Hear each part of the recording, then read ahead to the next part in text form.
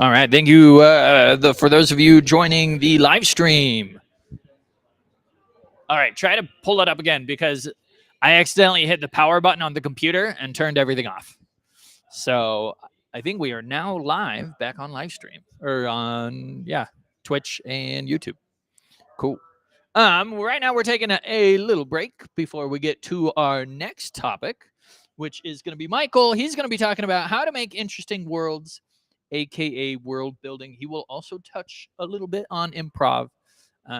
Michael is one of our tavern dungeon masters.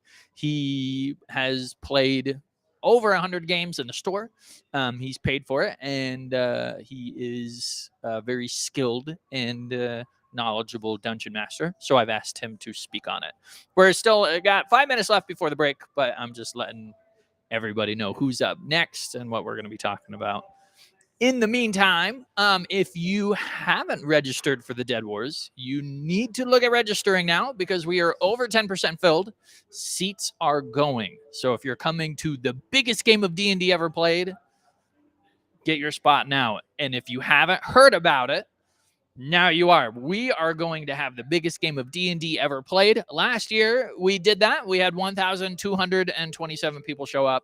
This year, we are shooting for 3,000. It's a 2-day event here in Provo. Anyone can join. Even if you're brand new and you've never played D&D, that is A-okay. You are welcome and encouraged to join. We've got some really cool people coming in. The Duke from One Shot Questers is coming in. Critical Dice is coming in. We are going to have so many other people. Johnny Stanton, the Vikings quarterback, he has a publishing D&D company, so he's coming in. And I've had 3 meetings with some YouTubers, and we will see if we can lock them in for the event. But it's gonna be like an amazing game. If you play TTRPGs or have an interest in playing TTRPGs, you're gonna want to check it out.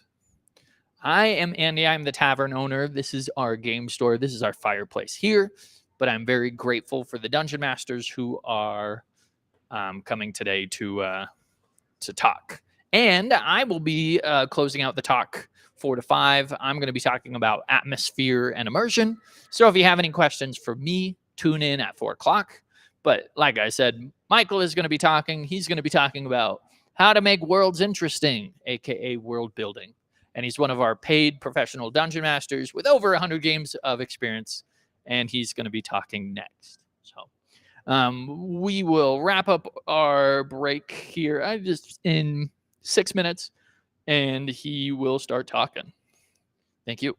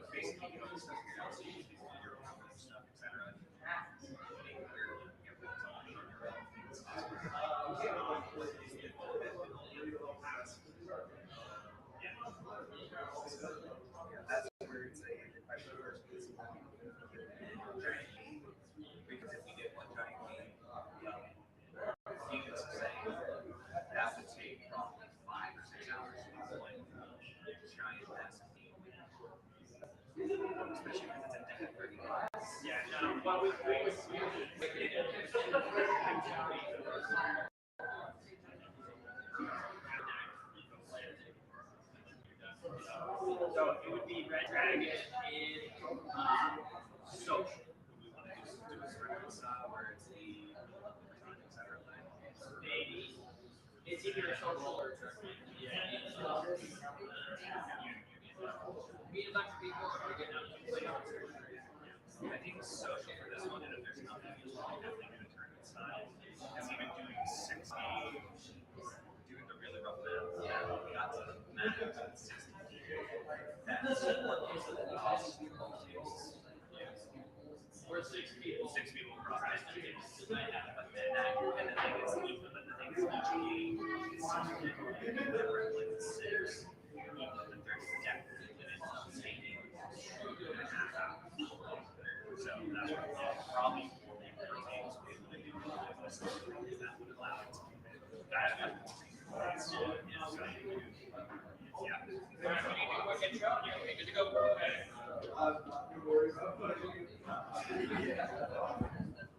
All right. Thank you, everyone, for joining us. Michael is a paid professional dungeon master. He's run over 100 games here in the store. And remind me, is it Black Stag? Black Stag GM or Game Master. You can look it up if you are looking to contact or book private games. You can also find him here in the game store. But I'm going to turn over the time to him, and he'll tell you what he's talking about. Thank you. Thank you for the introduction. Thank you. I appreciate it. Real quick, those of you that are here and would like to participate, I have some sticky pads for you. Are you guys interested? Okay. Watch your heads. Okay. And then I have pencils, but I'm going to gently pass these out instead of throwing them at you because hospital visits are expensive. Oh, you got one? You got one? Yeah, hold on. Hey, Colton, can I enlist your help?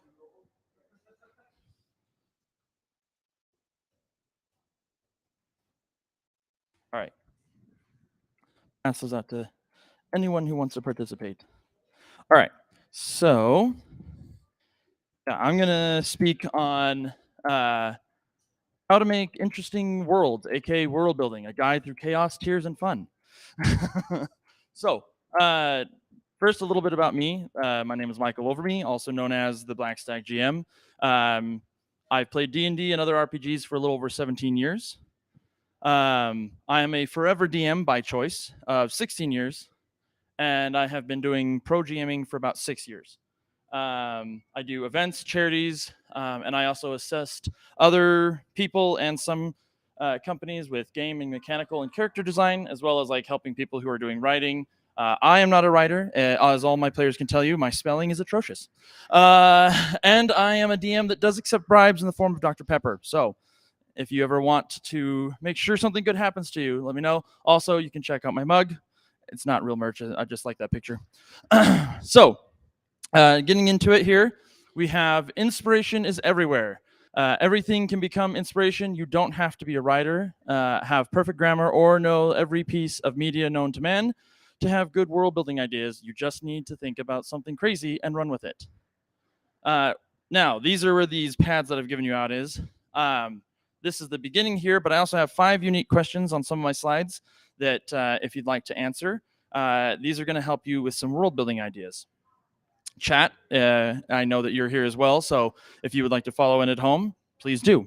So world building oftentimes is thought to be this grand idea that comes and you get taken with inspiration and you build every little thing out, you know all the characters' names, you know the rocks, the trees, whatever. In reality, you know none of that, and oftentimes you get frustrated with a guy named Jim, who you've sat for in the last 24 hours trying to figure out if he has a cat. So, that being said, I'm going to show you some easy ways to world build without pulling your hair out and becoming bald early. First is starting big. Do not focus on little things. Focus on the biggest things first. The first thing being, where does this world take place? Are you in space? Are you on a flat Earth? Are you on a different plane of existence? Are you on a world that exists on a sunflower held by an elephant named Horton? That is the question you have to ask yourself. You know, what is your setting? Are you going to be fantasy, sci-fi, a mixture of the two? Are you going to be a grim dark horror? Are you going to be a Japanese slice of life anime existing entirely in a school? How many worlds are there? That's a very important question. And this isn't to say how many worlds are you going to be building. How many celestial bodies exist in your world? Are you going to have a planet and a sun? Are you going to have several moons? Are you going to be simply just having one world that everything takes place in a confined area? That's a question you want to ask yourself. The next one is going to be what kind of world is it? Now you're going to think, well, what is your setting and what kind of world is it are the same thing. They're not. The reason here is what kind of world is it is what are you planning to have this world be by the end of it? If you're starting in a grimdark world, are you planning it staying that grimdark world? Or does that world change and evolve and eventually become a nice, shiny, happy paradise? Or does everyone die at the end? That's the important question. And then the last question is, what kind of landmarks can be seen from space? It seems kind of like a weird question, but it helps you immensely when you eventually start building out your world view. Then you want to move to end small. Start big, end small. What is the culture like? What do people do? How do they feel about certain things? What's something they like to wear? You know, do they play instruments? Little questions like that. Do they have gods? Do they have no gods? Do they worship a snail that likes to kill people and offer them millions of dollars in cash? Where do they live in your world? Swamps, forests, mountains, urban settings? settings outside the realm of normal reality. All important questions. Do they have a government? Do they want a government? And then what races inhabit your world? Are they cat people? Are they dog people? Are they actual cat people or dog people? That's very big definition there. So those are important questions to know about when you're building your world. Let's talk about the inspiration itself. When can inspiration strike you? Well, that picture tells you everything. It can happen real fast, and it often does. The next part here is every idea gold? My short answer is no. You will have horrible ideas, but bad or dumb ideas exist and can sometimes become your best ideas. Just because you think it's dumb now doesn't mean it will be dumb later. And then, it may not make sense now, but it will make sense later.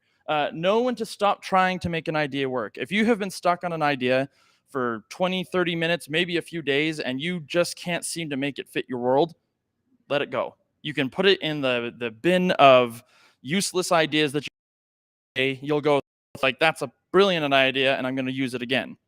And then taking ideas from other sources, okay. This is a big one. Some people get really kind of touchy on this, which is, it is okay to steal ideas. I know it seems wrong, but I would like to point out that Star Wars can sometimes be, if you look closely, it's based off of Dune. So just keep that in mind. Everything is Dune if you look at it close enough. All right, so let's talk about different types of inspiration, different types of world building. Historical world building. Using events, cultures, literature, and people throughout history is a great way to add details and create unique adventures or stories. History is large, and everyone has a story. This means that look through a history book. You don't even have to know anything major. Just pick a random event in time, a period in which you're like, that sounds interesting, and look up a few things. The Bronze Age collapse, one of my favorite historical things. Mainly, if you want to make an entire fantasy setting about the Bronze Age collapse, it is so easy. It almost writes itself for you. And then Mansa Musa's pilgrimage. That's the most hilarious story you've ever heard. A man who had so much money and so much gold literally destabilized a country simply because he just gave gold out on his way to see God. And so you can use these kinds of things in your world building, and then you can also make an entire campaign about just one of them. You don't have to make your worlds, your writing, whatever, you don't have to make it complex. It doesn't have to be 100% original. You can fill it with 90% everything else you've already seen, and 10% is your own idea. And then here's a question here at the bottom. What is the latest fashion in your world? This hypothetical world that you're creating right now on your notepads. What is their fashion? What is the latest fashion? Music makes you move. Now, I do have a little song here. However, I don't want to kill everyone else that's here, your ears. So I'm going to restrain myself. But later on, we'll have these available to you. So music is a great way of inspiration. Music can define how you play out certain storylines. This can be things from like, if you've ever listened to music from like Two Steps from Hell, Future World music, they do great epic scores, and listening to music while you're writing your villain can immediately change he's just a bad guy because he wants to be a bad guy, and maybe listen to a song that makes you feel sorrowful, and all of a sudden you're like, no, he's not a bad guy, he became the bad guy. Something bad happened to him, and now he's the one that's decided to take revenge on the world because of that. Music can be a powerful influence that helps you also influence the characters of your story. This can be things like, hey, a tambourine is a holy relic in my world. So people who are really good at it, they are known to be like the best, like God's touched people, and therefore are worshipped just as much as the tambourine. Which brings me to my question, those of you building your world. How would bagpipes influence your world? Are they annoying? Are they fantastic? Are they used as a conventional means of warfare? You don't know yet. Whoops. I said I wasn't going to play it, and it told me no. There we go. All right. Next is movies and books. So movies and books are a great way to help visualize your world. Using as a reference, or to use as a reference, these kinds of media offer a unique 3D feel of your worlds, and can be used to fill your world. Using tropes from popular media is a fantastic way to fill out your world. A lot of people are like, oh, I don't want to use the same trope of, Aragon the Ranger. Why not? That's a fantastic trope. People love that trope. Viggo Mortensen did a fantastic job with that character. Use it. It's fine. Your character, someone may call you out on it and be like, hey, is that just Aragon from Lord of the Rings? And you can say, absolutely, it's great. But also keep in mind, you can use it for making cities and other things like that. You like the city of Rohan, great. You now know the layout of Rohan. You know everything that's happening in Rohan. Your city looks just like Rohan, except it's your city. Therefore, the baker and the butcher have a mutual agreement together, and they set up shop right next to the palace because they sell meat pies. It's great times. And then you can see I put up here a few of my favorite media. Drew Hayes, Split the Party, Stormlight Archives, Stardust, and of course Lord of the Rings. If you have not watched Stardust, it is a fantastic film. Absolutely. And then my thing down here. What is a myth people tell and why? In your world, what is a myth and why do they tell it? All right, video games. Video games are an amazing way to help inspire you for world building. There's no better way to come up with a role play or world building idea than actually playing through one of those worlds. Video games like movies, books offer an amazing look into how to layer your world, how magic and combat work is important, but small things can have big impacts, like taking an arrow to the knee. Your world should have little details that will help make it feel more alive. This can be things like I just stated, taking an arrow to the knee. It is the most iconic thing in Skyrim. You can say it and immediately everybody knows you're talking about Skyrim. Same with did they take your sweet roll? You can also do this with your science fiction, Fable, Skyrim, Mountain Blade Warband. These are games that are great fantasy type settings that allow you to interact in the world in a way that normally you wouldn't. Skyrim, Elder Scrolls, I don't know if any of you have ever looked at how dense Skyrim's lore is, but it goes for a while. And there's so much written documentation. I think someone decided to put every book in Skyrim together, and it ended up being around 80,000 pages long. It is a lot of dense lore. But little things like that make your world feel more alive. Fable is great because it doesn't take itself too seriously, but it makes everyone enjoy the story, and they have a villain that you like him, but you hate him so much. And Mountain Blade Warband is like, I wanted to do GTA, but fantasy, and that's Warband for you. But these can really help you kind of figure out what your world is going to feel like when someone else is in it. And you can kind of imagine yourself in those situations. The question here is, what is a phrase or a curse that people of your world use in your fantasy world? What is a phrase or curse? And then science. Now, I'm going to be real with you here. I am not a science person. I tried it. I have made a few things go boom. However, I would not say I am an expert in science. However, I love reading about science, and the more scientifically accurate something can be, the better your world can be as well for it. Right here I say, using real-world principles and scientific methods are way easier to use than trying to make a new one from scratch. Gravity exists in your world. You can call it gravity. It doesn't have to be the magical bean that somehow makes everyone float. That's just, you're going to make yourself go brain dead from trying to figure out every unique scientific theorem that your people have discovered. Even if you don't have a solid foundation in science, using the most basic science can often make the world easier to digest for those reading or playing in it. Meaning, gravity is gravity. An apple falling from the tree is going to have the same effect in your world that it would in the real world. Things going fast and suddenly stopping have the same effect in your world that they do in the real world. Making those little things can make it so that everyone can identify with your world, and it makes it so that they have a better understanding of how the world works, which when you introduce your magic or whatever you end up doing, all of a sudden your world has way more lore just because you're sticking to basics. The question here, and those of you that are watching, is what kind of holiday or event is based on the phases of the moon or season in your world? All right, and I'll give you a second to write that out. Here are some websites that I use for world building. These are things that I absolutely love. Campfire, World Anvil, Roll Fantasy, Describe. Campfire and World Anvil, kind of the same thing. They help you build out a world. Campfire is better if you're wanting to write a book. Fantastic. World Anvil, if you are doing game design or you're building a D&D world or any kind of world, really, it is amazing. It is dense. There is a learning curve.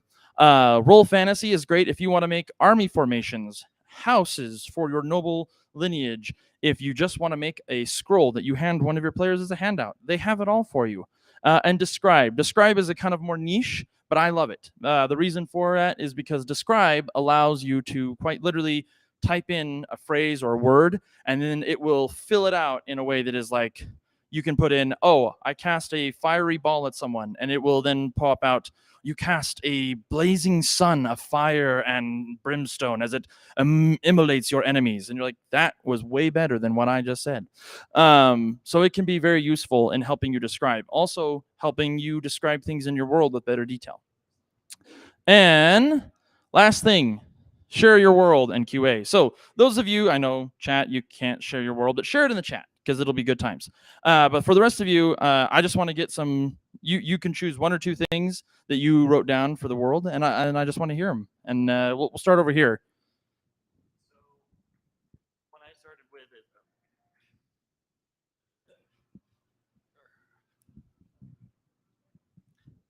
so one thing that I started with is I decided that my world isn't going to be completely explored. It's starting off in a few continents that are known in kind of the known world, but then there's others that could come into play later at some point. And also just kind of, like you said, starting big, so personally, for context, I am a political science student. So one thing I wanted to explore was basically a fantasy international organization, like a fantasy UN, to say, and just like nations working together, and kind of like this. They're not great at it, but they're trying. So stuff like that. Yes. All right. Tess from TikTok says, I have a desert planet where magic is amplified, but to survive, cities have a magical block around it. Also, yes, sandworms, of course. Like I said, everything is Dune if you look hard enough. My world started with the fashion one. What came to mind were people tying ribbons around their clothes and things so they sway in the breeze. And then that meant wind was really important. So bagpipes became like the instrument of the temples. So they'd wake you up in the morning and things. That is fantastic. Anyone else want to share? Yeah. In my world, I've been having a lot of different cities that have different unique qualities, and one is called the Iron Horse, and it's a mechanical horse that travels around the world. It's a giant horse. And some of the curses that I've chosen are nuts and bolts, torque yourself, and a flank's butt. But I didn't write butt. That's amazing. Yes. All right, so this one's from me, but a world that I've been building is a world where worship, gods, and religion has all been banned because crusades and gods are fickle, and magic has pretty much replaced everything. We don't need a god if magical incantations can do what we need. So the gods and all religions have been banned. There are still people who worship it, but that's in secret. Nice. Awesome. Yeah. So there you go. There's some world building. Do any of you have questions? Please ask away. I have many of them. And then I will kind of hint on some of the improv because I believe we're still good on time, right? Okay. Yeah. I made sure to speed you through that a little bit just so that we had time for improv because that's going to be more of a there's not a way for me to show you, more of a way for me to tell you. Yes. Right.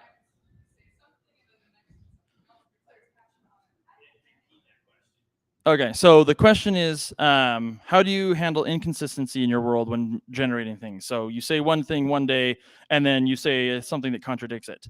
I like to point this out. Christopher Poloni, the writer of Aragon, had a great moment like this. Early on in the first book of Aragon, Aragon kisses a child, or not kisses, the dragon kisses a child. Anyway, not important. He gives the child a blessing. And he does this whole thing. Well, Christopher Poloni later on went down, and as he was writing the second book, he realized that in his own language, he had made an error. And so what he did instead was trying to go back and retcon it. He just leaned into that error, meaning that now the child what was going to be blessed is now a cursed child. And now Aragon has to go and deal with the ramifications of that. And he now has to deal with it. And that child becomes a more prominent figure. In world building, you can do the same. Now, if you're DMing, you're hopefully not world building completely on the fly, although I understand. But also, you can lean into your inconsistencies. If you say something that kind of contradicts, you can make it out easily. Say you have a faction and they're trying to fight against some type of great evil that could be, some like they're trying to summon Tiamat or something like that. And they're the dragon cultists and you are trying to stop them, but they run into a tavern and they mention that the cultists went north when you've been telling them for the last 12 sessions they went south. And all of a sudden they're like, wait, I thought you said they went south. Why are they going north?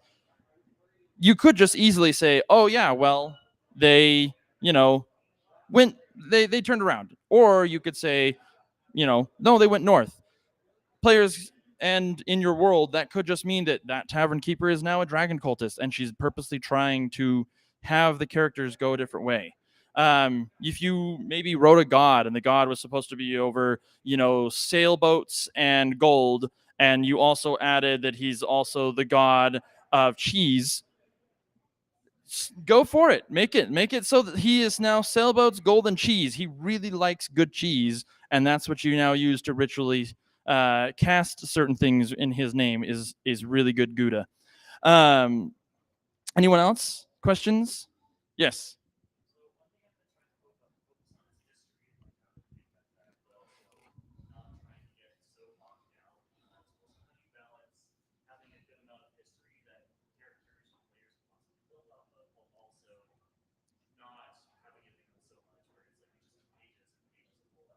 Mm-hmm.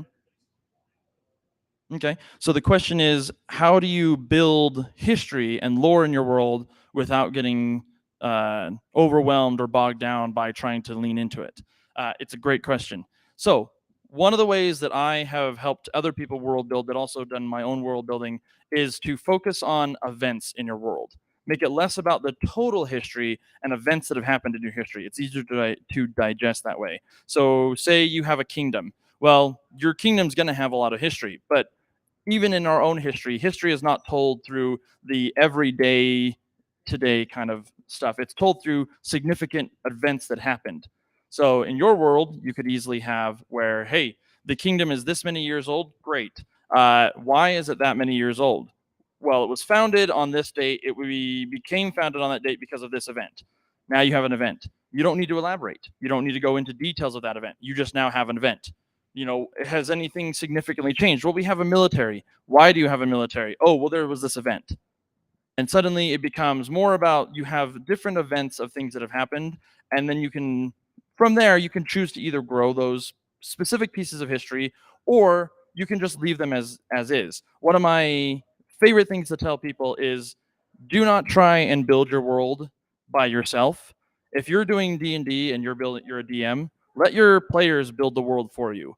90% of the time, your players are going to have a off-the-cuff remark or some random idea or something that they see, and they're like, ooh, it would be really cool if we could do this thing. And suddenly you're like, yeah, you're correct. And oh, look at that thing that you wanted. It's now here. So we're gonna go focus on that for a minute. I'm not gonna get too far into it, but I have a campaign that I run with a lot of people, and I put a sky island in my world.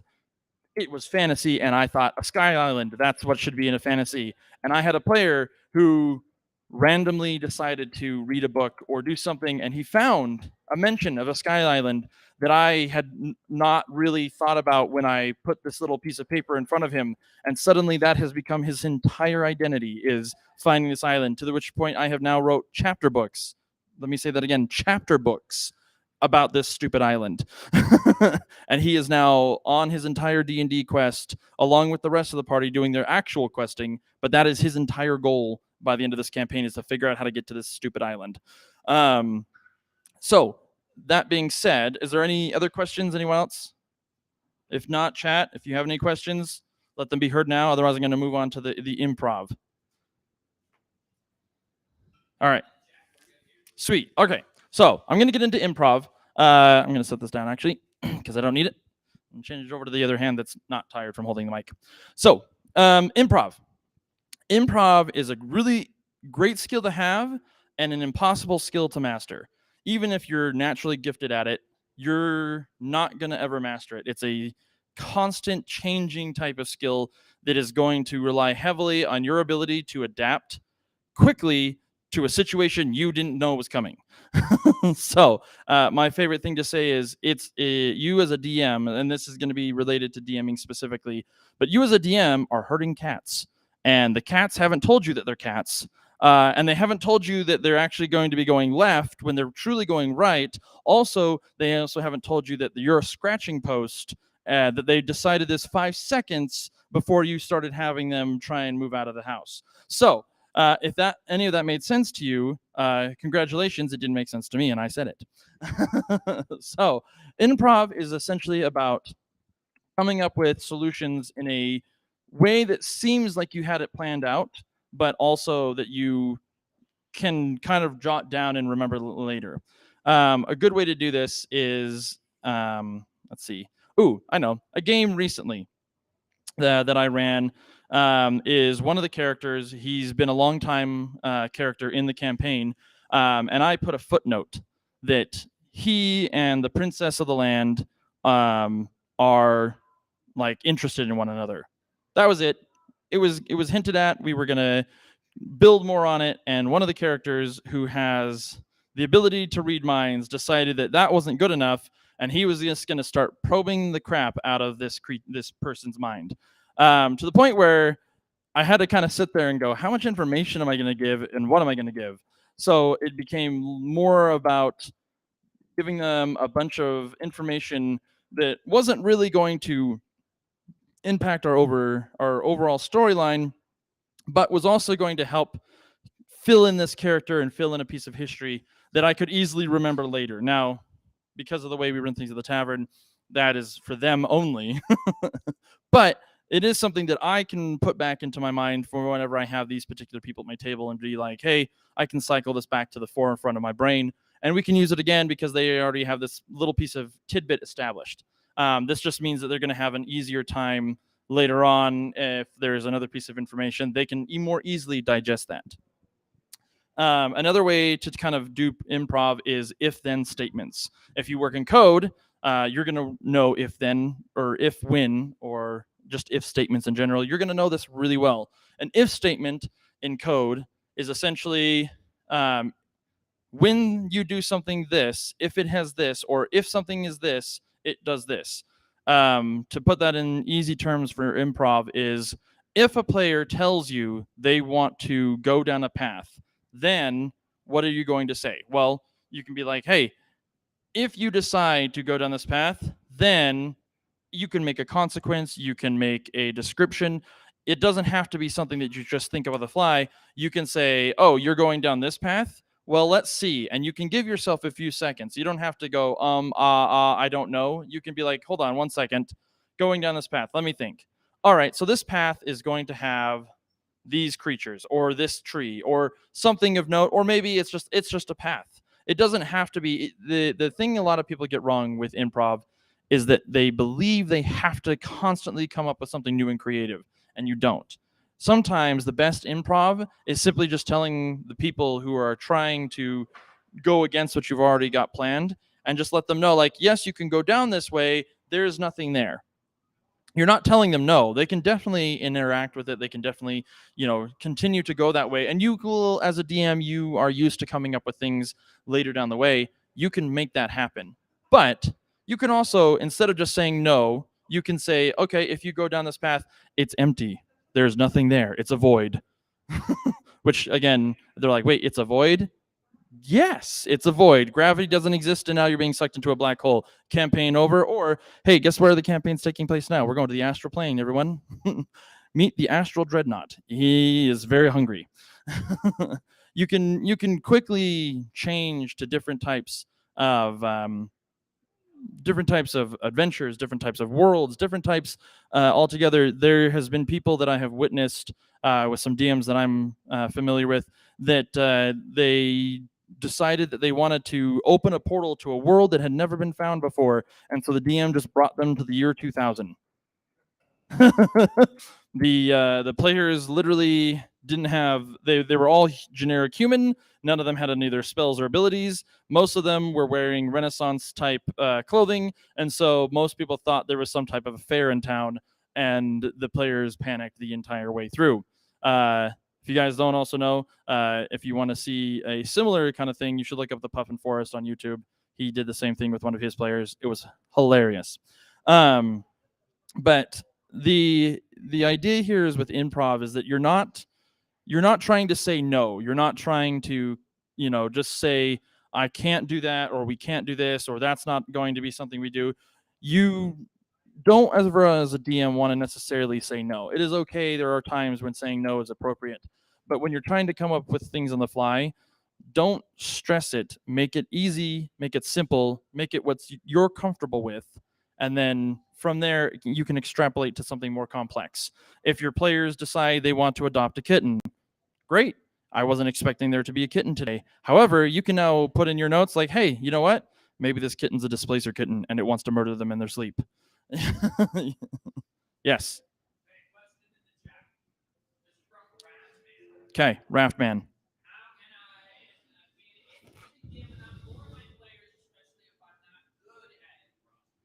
That's a good question. Get good, not necessarily good with improv, but be good at descripting. My players sometimes wonder if I have eaten that day because I will start talking in length about food. You can be interesting by giving little tidbits. This is also great for world building, where you just add things. One of my recent adventures, we talked about where a dwarf asked the players, do they like rocks? Do they eat rocks? The players went, no, of course we don't. Their response was, all right, no salt in any of the dishes.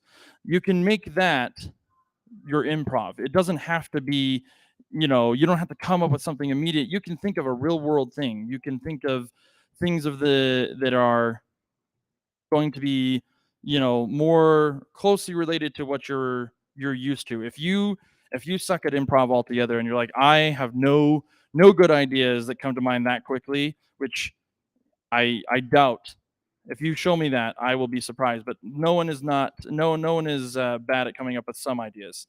So in relation to that, like I said, don't stress it. Don't try and come up with something completely original. Just use what you already know. If your players throw a Hail Mary at you and say, hey, we want to go up this mountain that you told us about, 12 sessions ago, and it completely subverts your expectations, the improv doesn't have to be like, oh, well, now I'm going to make this whole campaign. You just say, okay, you turn and you head towards the mountain. We're going to go ahead and make a few changes in the next few sessions, but let's go on this little journey together. It can then be about them surviving. It can be about them fighting a few monsters along the way, giving you as the DM enough time to come up with that adventure for going to the mountain. You don't have to suddenly about face and now you have to make up an adventure 3 seconds before they arrive at a mountain. You can be like, okay, you wanted to go to this mountain? Great. We're going to now turn and head to the mountain. But while we're walking to the mountain, you guys are going to have an adventure before we get there. That'll give you enough time to take a break, write something else down and things like that. Now, there have been times where as a DM, sometimes it is okay to be like, hey guys, you threw a total monkey wrench into my plans I'm gonna need some time. Let's call it for today, and then let me figure out where this is going so that we can have a better experience. Because I don't want to just rob you of a good playtime. An example of this would be drawing 17 cards from the deck of many things. Your DM might have thought you were going to just hold on to this useless item, and now you completely destroyed everything he had in mind. So he's going to take a break, take a breath, and then he's going to come back and be like, all right, you guys now have to find out where your friend's soul is stored somewhere in the astral plane. So don't worry too much about whether or not you can come up with something on the fly.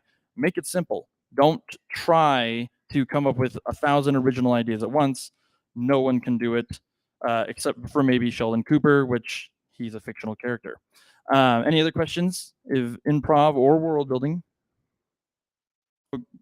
Yes.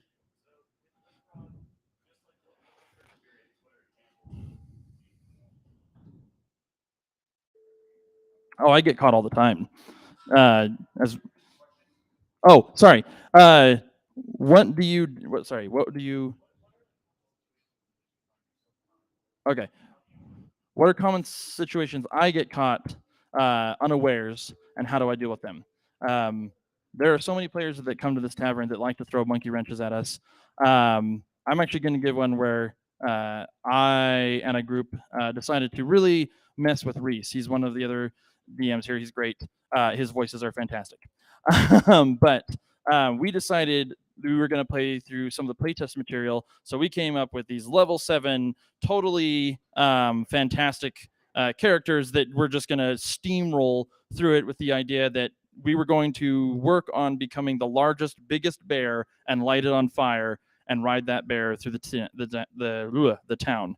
And just beat all the creatures. Now, Reese probably could have just been like, "Whoa, slow your roll. We're gonna take this one step at a time."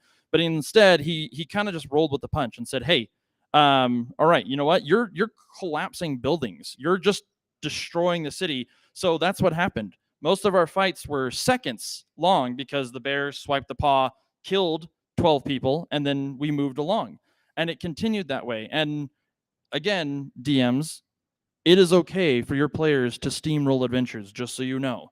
If they're doing really, really well and they've got momentum, let them have it. Nothing's greater than letting your players feel like actual badasses.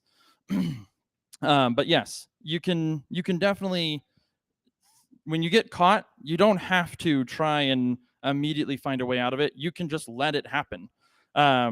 Getting caught means that you can either pivot and figure out how to deal with the situation, take a break, or maybe lead them in a way that allows you enough time to think, or just let them roll with it. Let them go full board, full sail ahead, and let them just kind of steamroll it, the adventure. Or in some cases, if they're improving in a way that you think is clever, make that the story. If they've given you an idea, how to be a great DM, he's a guy on YouTube.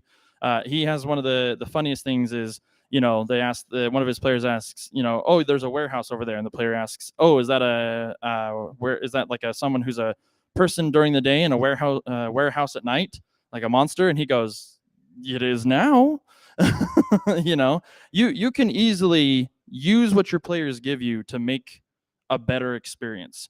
It doesn't have to be trying to come up with something witty right in the moment. You can just take what's given to you and turn it into something, magical that happens later down the road.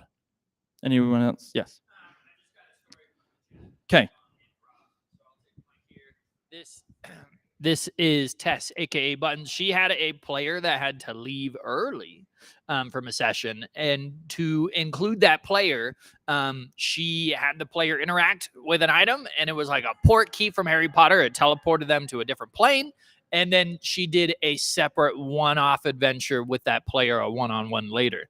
And then at the end of that adventure, they returned back to the party, and so it was really cool. This player who had to leave early still had a really fun and good experience, and that was inspired from Harry Potter, as well as their own ideas. But it was a good way to do that. And I'm actually glad you brought that up, because that reminded me something. That is also a really good way. Popular media, fantastic way to improv. You can easily, and again, I can't stress this enough, everything can become Doom eventually, or Dune, sorry. It can also become Dune. If you want to be Doom guy and go through the 9 hells fighting demons with a chainsaw, by all means, make it happen. But let your imagination through popular media drive you to make good improv. If you, again, the port key is fantastic. Your player had a great adventure. The other players saw something magical, and it's a memory they'll probably keep with them for a long time. And it's a great way to make your worlds pop. Another good one, and I brought this up earlier, is Stardust. Stardust is one of my favorite films, and I use it constantly in games that I run where players get items that sometimes shoot lightning bolts. Why? Because they captured lightning in Stardust. The airships are actual ships. They just have a giant balloon attached to them, because why make things complicated? But yeah, so there are so many ways to world build and improv, and they go hand in hand a lot of the time. So don't feel overwhelmed when trying to build your worlds. Start with the big things and then work your way to the small things, and be willing to let your ideas sometimes go into the bin, and they'll sit there for a year before you realize, hey, that was a good idea and I want to bring it back out. So, but yeah, thank you all for listening to me ramble on. Oh, and my name is Michael Overby, aka the Black Stag GM. You can find me kind of on Instagram, Facebook, Twitter, TikTok. I say kind of because, as many people have mentioned to me, I suck at social media. I'm working on it. We'll see what happens. But you can also find me and some of the other DMs, and even Andrew, if you want to see him squirm in front of clowns, at 3 DMs and a Tail.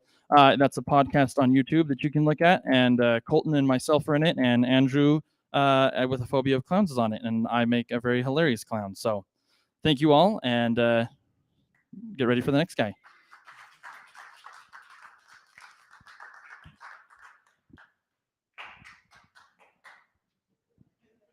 All right, we are taking another 10-minute break. So those of you who need to stretch, go to the bathroom. We are doing a 10-minute break, and we will get into our next Dungeon Master. Who is our next Dungeon Master? Reese? And Reese, what are you talking about? Session prepping. Session prep made easy. Us Dungeon Masters know session prep is not easy. And so Reese is going to be talking about that in 10 minutes. So that is what's going on. But yeah, feel free to take a break. I will be here telling you guys about the Dead Wars. If you haven't signed up yet for the biggest game of D&D ever played, you should register on our website, because we are going to have 3,000 people playing the biggest game of D&D, and you can be in on that. Dungeon Masters. This is a great time to try your skills, and it's going to be a super fun event. We've got the Duke from One Shot Questers coming to that, which is really exciting. We've got some other people. Johnny Stanton from the Vikings. He's a quarterback, but he also does D&D publishing with his company. So he's going to be here. Critical Dice on TikTok is going to be here as well.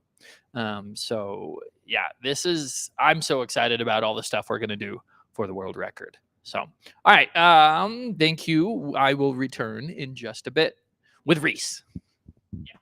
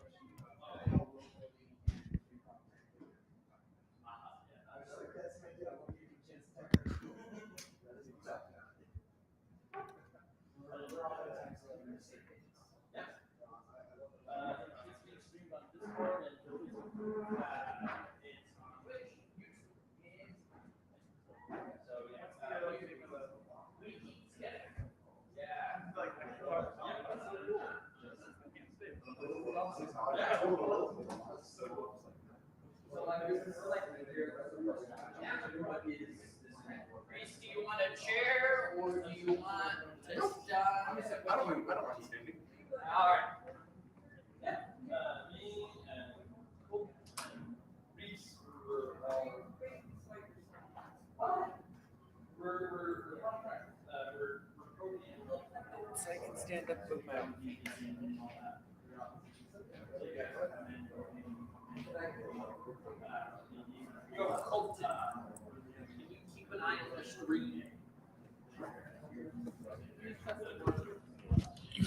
Hello, live stream. I'm talking to the live stream right here as Reese is getting set up. You guys get to look at my pretty face. If you have any questions about running a gaming tavern or I don't know, anything you want to know about, huh? Slam poetry. I sit in the tavern, nursing my mead. Will the dragon slay me? Take heed to my story. I am definitely not a slam poetry person. Thank you for the snaps. But yeah, thanks for tuning into our live stream. We're hoping to live stream a lot more, especially on weekends. And in fact, we have a big live stream announcement starting Thursday. We're gonna be live streaming the Dead Wars prequel. So this is everything that we're doing leading up to the Dead Wars. So you're going to see the heroes, the villains. You're going to see all the main events leading up to the final battle that everybody's going to be playing in May. And the reason we're working so hard on our live streams is because we want to live stream the Dead Wars. I mean, we're going to have 1,500 people every day. So 3,000 players playing in the Dead Wars.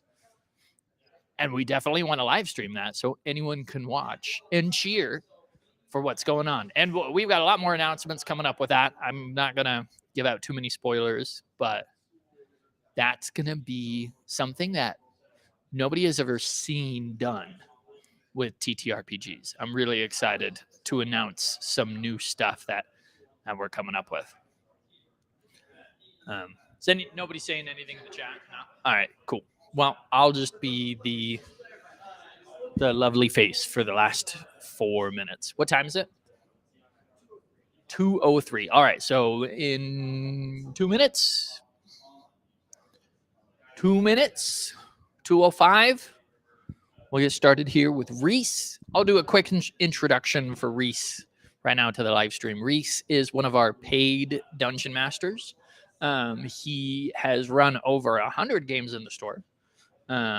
And he is also running his own private campaign. What are your socials? Reese at We Geek Together, but you've got a business card. How do people find you? Has it got your phone number or something? Reese at We Geek Together. Okay, so if you have any questions or if you want to talk to Reese, you can reach out to Reese at wegeektogether.org. I will post it in the little description tag that I've got on the bottom corner of the live streams. Those of you on TikTok, though, you won't be able to see that. I can only do that for YouTube and Twitch. But yeah, Reese is a professional dungeon master. Been working with a store for more than a year. Yeah.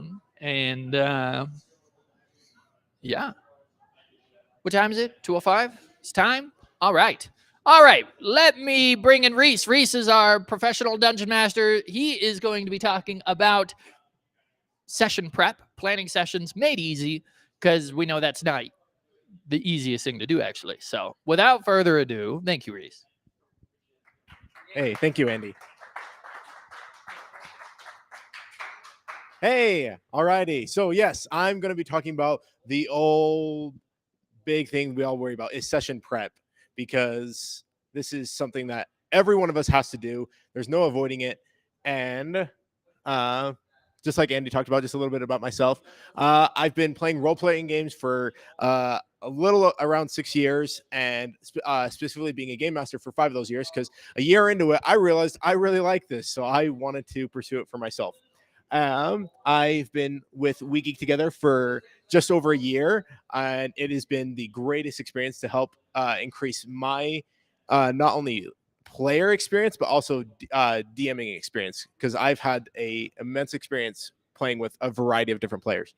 And huge nerd, Marvel, Dungeons and Dragons, you name it, I probably do a lot with it. And obviously a huge D&D fan, like we all are. But a couple of the key points I want to hit about today, and I may go over other points that you guys are interested about. I'm going to be talking about going in your direction, getting your story told, making sure that we don't derail too much because derailing happens. Looking at the unforeseen circumstances because random things happen that you can't plan for. Missing players because that always contributes. Going session by session. And then your overall story, because D&D isn't just a one-time story. It's a continuous story being told. And then if you guys have anything else that you guys would like to know about session prepping, I will leave time for questions, and make sure to write down any questions you guys may have while I'm going over things, because I know that we only have so much time to cover everything. All right. So I want to start by telling a story about The Rock. So for those of you guys who don't know, The Rock is a big, large bird. It is a creature that is terrifying. It is akin to the size of dragons. It's big and intense and scary. My players, were low on cash, and they needed to do something in the world to make some money. And I let them know, hey, there's this large rock that is terrorizing the coast, and they want you to go take care of it because it's a problem, and they'll pay you a lot for it. And so I planned this entire session of them venturing through the mountains and getting to the coast, and then eventually finding this nest and seeing that there's eggs. Oh, maybe we can sell the eggs as well, and then fighting the rock. And I knew where to gauge the players and how to make it for interesting for them, and I had this all ready to go. We start the session, they get on the road, and literally while they're on the road, they let me know, wait, this thing's too intense. We can't handle it. And I'm like, okay, so what do you guys want to do? We're like, we're going to go back in town. We're going to find something that we can handle ourselves. I was not trying to kill my players. I gave them a quest that I knew that they can handle, but them being their characters were like, man, this is maybe too intimidating for us. We're going to go try to track down something different. And I sat there. I was like, all right, all this planning I put into it is going to go off to the side. And so they went back into the town, and I came up with a couple of other quests, and they were like, you know what, let's split up, let's earn more money. And so I was like, oh, okay. And I got a little bit more intimidated because I was like, oh, you want to go on one quest, and you want to go on another quest, and you want to go on another quest, split the party, because that always works out. And so I struggled and worried how to write all these different quests and be like, spend 15 minutes on each person. And I was so upset by the end of it, because I'm like, there was this really cool rock that they could have fought, and it would have been an epic battle on the side of a cliffside, and they didn't use it. But it's because they weren't using my adventure. They weren't using what I wanted. This is a game for your players. This is a game that they are participating in as well. Just because you might find something interesting, they might not find it as interesting. So, like I said, you have your story that you're wanting to tell. You have the main objective, like the big, bad, evil guy, the BBEG that they're trying to go after, and the NPCs that they'll go along the way that will help them eventually conquer their story, and the world that they'll explore, all these different cities and towns, and then the thrilling enemies like the backstabbers, or eventually like the people that they just can't conquer right now and they got to come back to. You write all this and you have it ready to go. But then you remember their story, and they have a lot of these similar things. They have their main objective. Maybe their main objective isn't, oh, I don't care about the big BBEG. I care about this plague that is in my town, and it is hurting my people. The BBEG is not affecting me at all. Why do I care about him? Interesting NPCs. Oh, I have this love interest in my town that I grew up in, and I want to try to win them over. World of Explorer. Maybe they're not as interested about this far off country that you're planning on sending them to. They're interested about learning the places they've read about in their own books and stories that they were told as kids. That's where they want to go. And thrilling enemies. They are interested in kind of maybe they're proving their parents wrong and being like, that's the enemy to them, and being like, I want to change and overcome what they told me I couldn't be.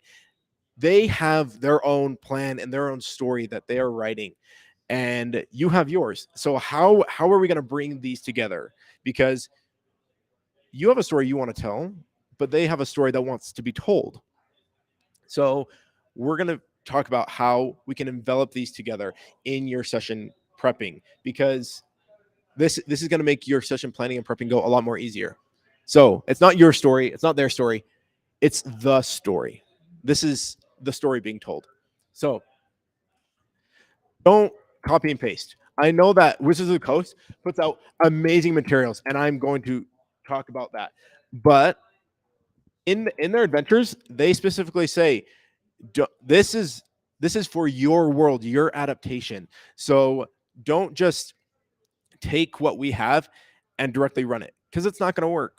It just doesn't work, because your players have their story that they're trying to tell, and it's not going to work if you just have some random person in here who doesn't relate to them at all. Rewrite and reimagine it. Currently, I'm running a campaign right now called Sands of Icewind Dale.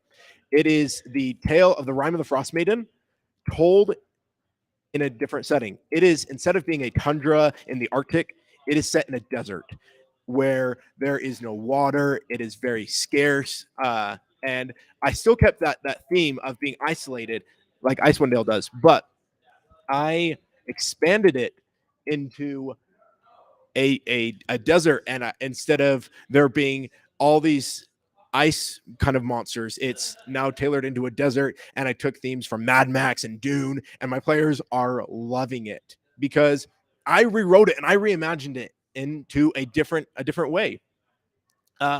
Use the player's backstory. Your players are doing half, if not more, of the session prepping for you. If you're like, oh man, I don't know if this big, I don't know an enemy I can use.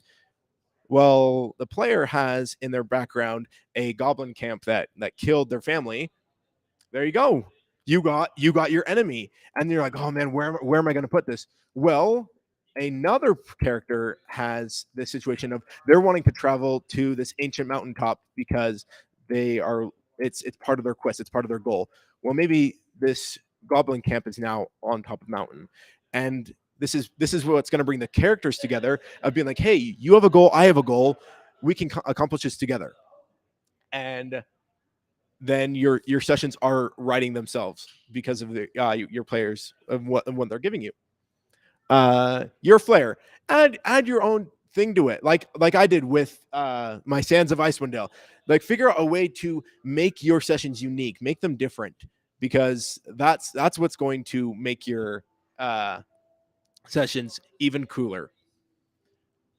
And figure out what's the goal, because your characters are going to be going on this quest, but is that just the minor goal? Is it the major goal? Like, is it the overall goal? Like, how is your session planning going to be goal by goal?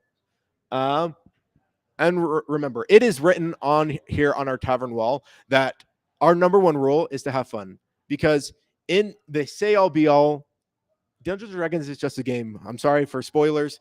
This game's been out for years. I know. It's crazy. But I am more concerned about my players having fun and myself having fun, rather than having an engaging story and thrilling enemies and just things like that. Because these are friends that I've been playing with for years, or maybe this is a group that I'm getting to know, and you're building friendships because of it. So now we get into some of the problems. We get into derailing. So some players derail your campaign by the characters changing plans. The Rock. They didn't want to go on the Rock adventure, so that derailed my my session. New interest. People are going to get interested by little minor things that you throw in that you don't intentionally mean to be interest, but they are. Staying focused. You need to keep the enemy engaging for so long, but maybe they're not as focused. So what do we do there? Players are uninterested. The big bad evil guy can be only interesting for so long, and then your players are like, oh, another one. Like, how do we do this? Expect that it's going to happen. All these things are going to happen in derailing your campaign. Your players are going to eventually become uninterested. So how do we re-interest them? Maybe we apply some of their things of their character's backstory. Maybe we add some new flair or dynamic to change the story. For your characters changing plans, like I said, it happened to me. It can happen to the best of us, and we're going to come up with new solutions because of it. We are going to make sure that we plan for a few other ways and a few other scenarios that could happen. Like if they're not interested in going after the rock, have a couple other backups. Just don't heavily plan and invest into them because they may not go down those roads. But what you can do is save it for later. With the rock, my players never went after that rock again. I'm being honest. They never did. But I still have that session just in case they were ever interested for it. And I have it for future campaigns. If somebody, I can use it on somebody else. And they don't know that I've been harboring this for years. And the reason I have on here, just roll with it as well, is because you know what? Like I said, it's just a game. We're here to have fun. And so if the players are going about doing their thing, and then for some reason they are like, oh, we want to go do a shopping episode. All right, it's a shopping episode. The combat episode that the combat session you have planned is now going to be shopping, and maybe kind of plan some of those experiences that you had in the combat, relate it into the shopping experience. All this difficult combat encounter that you had with all these enemies, maybe it's now people that interact within the shop. And maybe it's now the shopkeeper that is the big bad evil boss that they got to try to get the haggling deals with. But then we have our unforeseen circumstances. These also derail the campaign, but you can't see these. Missing players. The biggest bad evil guy of D&D is session planning in, hey, when can we all play again? And missing players, and it's rough. And so and then not finding all the breadcrumbs. You're trying to lead them on the trail, and they're just not picking up on your clues. And maybe it's because of those other interests. Maybe it's because of bad rolls. These things happen. Random encounters. Random encounters can really mess with the whole vibe of a situation. They're on the trail, and they're going about trying to conquer a certain situation, and then a Cyclops comes barreling through and nearly kills the whole party, or kills the whole party. Oh, well, shoot, I didn't plan for that. What am I going to do? Nat 20s and nat 1s. So, controversial rule. Nat 20s and nat 1s are not critical successes and critical failures. They can be opportunities for those. Because obviously if your character gets a natural 20, you want the reward them for that. But reward them in a way that it doesn't give them the whole goal and the whole like breaking the campaign. Like, I want to seduce the dragon, the typical situation we all encounter sometimes, hopefully not ever, but it happens. They roll to seduce and they're on friendlier terms. And maybe this combat situation turns into more of a persuasive negotiation. And same thing with the nat 1. If they roll a nat 1, have it be, instead of you automatically fail, be you fail, but you may get this certain scenario out of it. Character death. Your characters are going to die, whether it be by the monster, whether it be by old age, by disease. Your characters are going to die. And this definitely needs to be addressed in the very, very, very beginning, in session 0. Because if your characters expect to run this, if they expect to run their character from beginning to end, that is a very unrealistic expectation. If they know that this game is about conquering and defeating and adventuring and losing, the biggest battles that you win are come from the ones that you lose. Those experiences that you've lost, that's how you're going to eventually rise above and defeat. Because if someone who always wins and always prevails is not going to really learn the overall lesson. Before I get to the door, I do want to talk about how to kind of interact with missing players. You need to figure out kind of at the beginning of your campaign what your character's expectations are, and know that, hey, if a player misses a session, they're just going to sit backseat, because it just may happen. For them not finding all the breadcrumbs, do what I said. Save it for later. Save it for later, because the world continues to move on outside of what the players are wanting to do. And so if the players are going down one path and not going down the path you expected, well, the world will continue to move on. I've had that happen. My players went on adventuring in these side towns across the one countryside, and then they came back and they're like, wait, why is everything different? Well, it's because the world continued on. And then they're like, oh no, wait, we feel like it's our fault. Well, then let's pick up the pace and let's fix it before it gets even worse. And then random encounters. Like I was saying, we deal with random encounters by making sure those random encounters are something that they can handle in the moment. But also, random encounters are meant to be random. We're not going to throw the whole world at them knowing that they're going to be able to conquer it. But they have to know when to run, when to maybe save this for later, because they're just people in the world. And then we talked about not 20s, not ones, and then character death. Have characters on the back burner for them. Be like, plan your main character and then plan your second character, because it may happen, and maybe their character's death progresses their next character.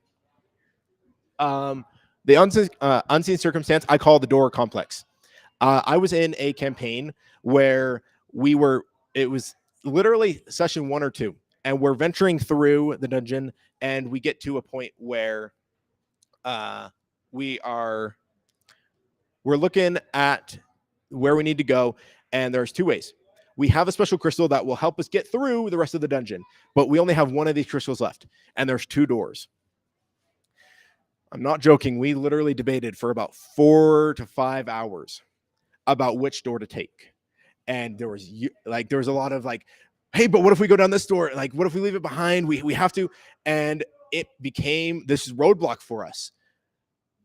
As a DM, you gotta make sure with the door complex that James talked about it really earlier. Put a timer on. That's something that you can use because you don't know what your characters are going to argue about, what they're going to try to struggle about in the campaign. They're going to struggle making those decisions. So don't let them get caught by the door. Which door do we go by? And they're just stuck there. Eventually make a decision. Be like, the one door now fades. Your decision is made for you. And then they have to struggle with that, being like, oh man, we didn't know what we needed to do. Or maybe you eventually they kind of lead them into going to back and searching, and maybe you give them another crystal. Try to lead your players in a situation where they can progress and they can succeed, because otherwise you get caught up for a while and a while and a while. But you have your overall story that you want to tell. With your overall story, you got to figure out what is the main goal, not only for the entire story as a whole, but for your individual characters, because you want to make sure you hit on each of those points. Where are you taking them? Like I said, the characters have an idea and a vision of where they're wanting the adventure to go, but you also need them to go in specific areas. When do you involve their backstory? You don't have to involve their backstory straight off, because the story is not all about your one player or this whole group. The story is a collective group that is being told all together. And they have to eventually figure out when they come into the picture, when their story is being told. Yes, they are the main characters, but they got to remember they're the main characters in their story. They are still in a world, and they have to go and figure out when their story becomes prevalent. Who do they encounter? Like we talked about earlier, NPCs, enemies, the other players. Like you don't have to. The players don't have to. We all meet in a tavern. I love how Critical Role did it. I looked at Critical Role for huge inspiration. On in their second campaign, they started in kind of groupings, and then they eventually did meet together in a tavern, ironically. But the adventure didn't start for them all together. Why do your characters care? So we need to figure out why your characters are here. Why do they care? Why does one character need to work with another character to progress in the story? Whether it's developed now or developed later, you do need to figure out why your characters need to come together. And how are they going to solve all these problems? Because they're not going to know all the solutions immediately, but they are going to need to know down the road how they're going to need to solve all these problems. A good way of doing this is through planning your sessions through a table of contents. Because I don't want you guys to plan your sessions every session because you're going to get overwhelmed, you're going to get stressed, and you're going to hate the game that you are running. So if you plan it in a table of contents setting, being like, these are the points I eventually want to get, how we get to those points, it doesn't matter because that's the character's job. And your characters and players' job to get to those table contents. It may not be in the order you want, but these are the points they're going to get to. I generally like to plan for 2 to 4 sessions ahead because your characters may steamroll through the encounter just like Michael was talking about. And you're like, oh, well, I only had planned for this far. Well, now that you plan a few sessions ahead, maybe you can kind of slow that down. Or not just 2 to 4 sessions ahead, but 2 to 4 encounters. Because like I said, with the rock, they didn't go that direction. Oh, so now I got to plan a different direction of where they want to go. And with your overall story and making sure that you dedicate some time to plan. I don't want you guys spending a whole day's worth of planning because your session and campaign honestly doesn't need it. Your campaign needs about an hour to 2 a day. That's what's generally best for me. Maybe what's best for you is 30 minutes. And otherwise, you're going to get overwhelmed. You're going to get stressed. And this is going to be a campaign that's going to be hard for you to run because you have a job, you have your life, you have things that need to get done outside of D&D. I wish D&D was life, like was all that we can do, because wouldn't that be so cool and so fun to just have this be all the time? But it's not. So make sure if this is important to you, that you make time for it. The few things that each of your sessions needs. This isn't everything that your one session needs to have, but these are things sessions need to have. So, combat. Obviously, we talked about it earlier. Combat definitely needs to happen because it's what D&D is made off of. This is what your character sheets strive for. I use a really good encounter building website. It basically gauges what level your characters are and how many characters you have and the challenge rating of the enemies. It uses monsters from the monster manual. It is a great resource that we can plug into the chat as well for those people who need it. Roleplay. Fun fact. This is a role-playing game. And so you want to make sure that you include it. And you want to include it more than you think because interacting and role-playing together is what makes Dungeons & Dragons more fun. And this is why I tell people to play at least one session because they're going to realize how fun it is to live this character and act and be them. And I say act. I guess I get to act in a minute. But they're going to role play with the NPCs, and they're going to role play with the players as well. So you got to make sure that you have those NPCs ready to go for them.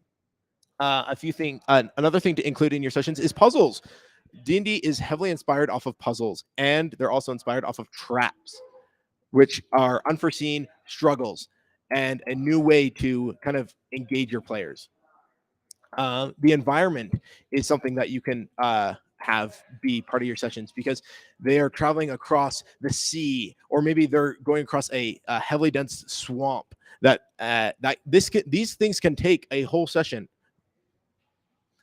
And then also know what your players want out of all these things. If your players aren't really like puzzles and traps, then don't include puzzles and traps in your sessions. I did a survey for my players at the very beginning when I was getting ready to start. And I said, hey, do you guys like monsters? And do you guys like traps? And they were like, no, we really, or excuse me, we really like monsters and we want more traps. And so I was like, okay, I need to include these more in my sessions. And so it's ironic I say I want to include more of this because the dungeon size, my first campaign was 3 dungeon crawls back to back to back. And I think they got a little burned out from that. And so they wanted smaller dungeons, but they wanted more enemies and more tricks and traps. And so that was interesting planning for me going into my session. So try to figure out what your players want because they're going to surprise you with what they're wanting. And this is going to help you write your own sessions and your own campaign. Key points overall. Like I said, those are points that you need to have in each of your sessions. Excuse me, not in each of your sessions. In your overall story, that you want to have combat, you want to have exploration, and role play, things like that. But talking about here, I want to go back one. The key points for each individual adventure. I think that these are very important. You want your characters to be able to explore the world. You want them to be able to act. Role-playing is just acting, and you're better at it than you think. Investigating. The difference between exploration and investigating. Exploration is going out and surveying the big picture. Investigating is the smaller picture. And when they investigate, instead of the whole town, they're investigating the room in the house. Fighting. Yes. Talking about combat. It is very interesting. And we've talked about earlier today how to make it interesting and how to make it fun. Problem solving. Puzzles and traps doesn't always have to be problem solving. Problem solving was what James talked about earlier, is figuring out those encounters and ways to make this situation more engaging, more enticing, which I thought was incredible. And storytelling. You may not think you're a storyteller, but if you are engaging in the story enough and you're trying to tell what your stories, what your characters want to be told, then you realize that it's not necessarily a fairy tale, but this is an adventure that they will come to love and enjoy. Session pacing. So, with session pacing, this is kind of overall, but mixed session by session. So you need to plan your sessions either versus the if this is this session going to be what today's game is about, or is it going to be what this encounter is about? Because the session may take place in different points, or it just may be the whole combat encounter or the whole problem. You also need to know that your characters are going to be wanting to take long and short rests in your encounters. And that may kind of throw things off because you throw these big, heavy enemies at them, and then you expect them to go further on in the dungeon, but then they're going to want to take some rest and regain some of that. So just know that this is a resource that your characters are wanting. Treasure. Your characters are very motivated by treasure, more than you know. And the treasure comes from magic items and gold. So very different things that you can motivate your players by. They can also derail your campaign if you give them too powerful of items or too much gold at once. So be very careful of that. Session by session by session. So, like I said, we're not planning all the campaign at once. We're going like step by step by step. Don't take too many steps that you can't handle yourself. So this is one thing I've noticed a lot of DMs get themselves into. They're wondering why their players aren't going in the direction that they want them to go in. They're like, I'm leaving them all the clues and this is everything. But you got to remember, you know about the whole world. You know about all this information more than they do. And so you got to give them a break. You got to let them know that, like, hey, they don't know the whole overarching story, and you got to take a breath and you got to take it easy, step by step. So I want to give you guys a personal example of my session prepping or session planning and prepping that I did. So session 1, I introduced the players to the campaign, the situation. They are prisoners, and they have all come together, and they need to go and figure out what is going on with this cult, this group. And so they band together, and if they can solve this group with the cult, they'll gain their freedom. So session 2, they scout out. They've banded together. They're figuring out. They're going and surveying the premises, and they're trying to figure out what's going on. And I'm like, okay, things are going good. This is exactly how I wanted. This is they're scouting it out, and then they go in and they plan. They begin the assault, the heist a little bit.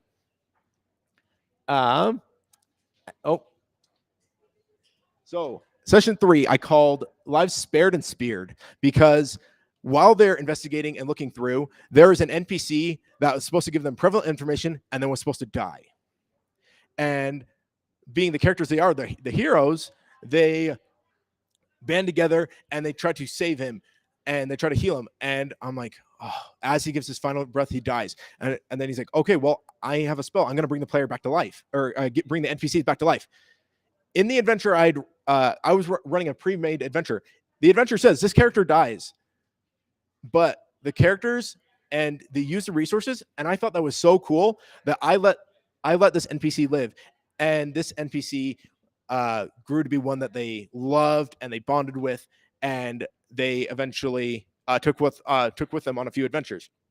And then I thought, I was like, okay, this NPC wasn't supposed to live. He knows more information. How is this going to work? Because they got to do more investigating and more planning. And so I kind of rolled with it. I was like, okay, he lives, but he is very fearful of this information. So that's why he doesn't want to give it all up. So that way I was able to still have the session go with the information that they were given, but find a different reason for it. So a few sessions later, they go find the cult. They see that this cult is led by a red dragon, and it's this very intense session, battling and fighting for their lives. Players fall down in combat, and then the dragon escapes. In the adventure, the dragon doesn't plan to escape. The dragon plans to die. But knowing my knowledge, I knew that this dragon and this NPC and this villain wouldn't just stick around and die. He would flee. And I called the session 4 hit points, because he had 4 hit points left. And I let my players know, and they were enraged by how close they were, and they were driven. They were driven by this. But the dragon flew away into the mountains. Nowhere left to be seen. So what happened? Well, remember that beloved NPC that I had live? Well, he became a servant for them and took him on adventures. And then a couple sessions down the road, they come home to find their house burned. And all they find is the arm of the NPC. And they're like, oh, we got to go after this guy. He's killed our friend. He's burned our home. Now we have a personal vendetta to go back and finish the job. Because technically, in order to gain their freedom, they have to fully finish this quest. And so they began to search and go out and look for him. And eventually they did find him, and they killed him.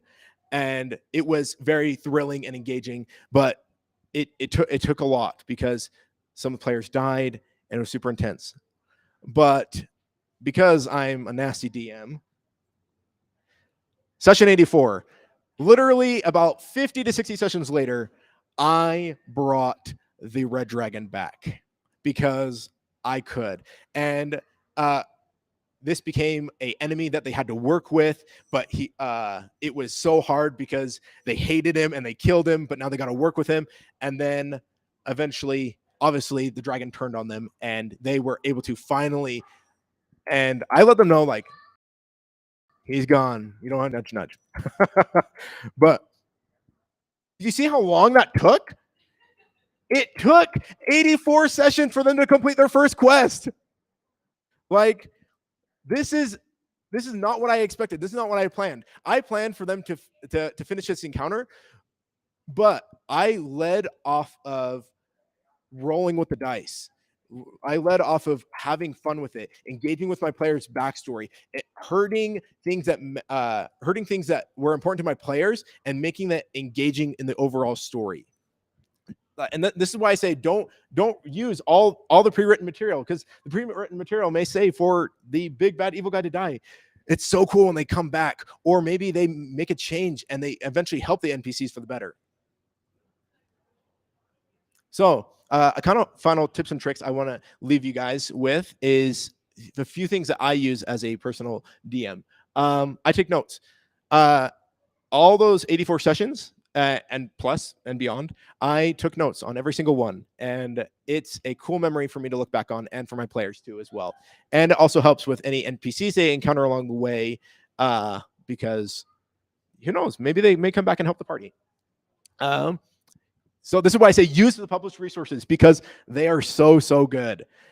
They help you, give you your overall dungeon layout. They help you plan even spread out encounters. They are such a good resource, but don't stick to it 100%. Do a 70-30 or a 30-70, like either way, because don't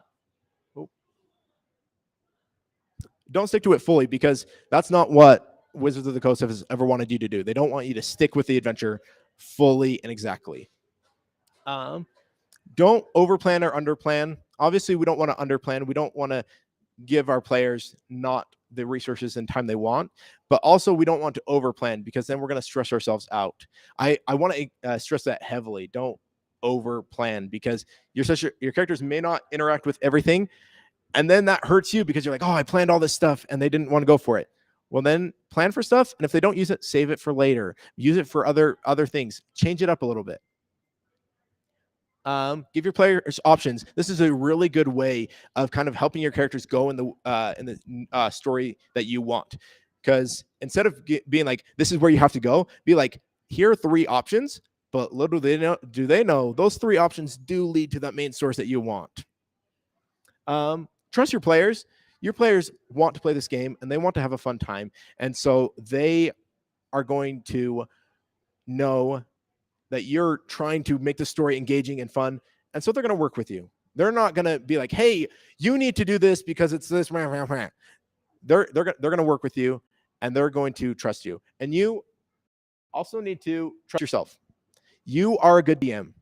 Whether it's your first campaign or it's your 100th campaign, you're a good DM. You are willing to give it time and effort into making sure that other people have fun. And that's really selfless of you to do. And pat yourself on the back for it. You have an amazing adventure that your players are getting ready to dive into. Oh, okay. And I guess that's all I have. I'm willing to take any questions that you guys may have about session planning and prepping, anything that I may have missed. 10 minutes for Q&A. There we go. Yeah. Anybody? Yes.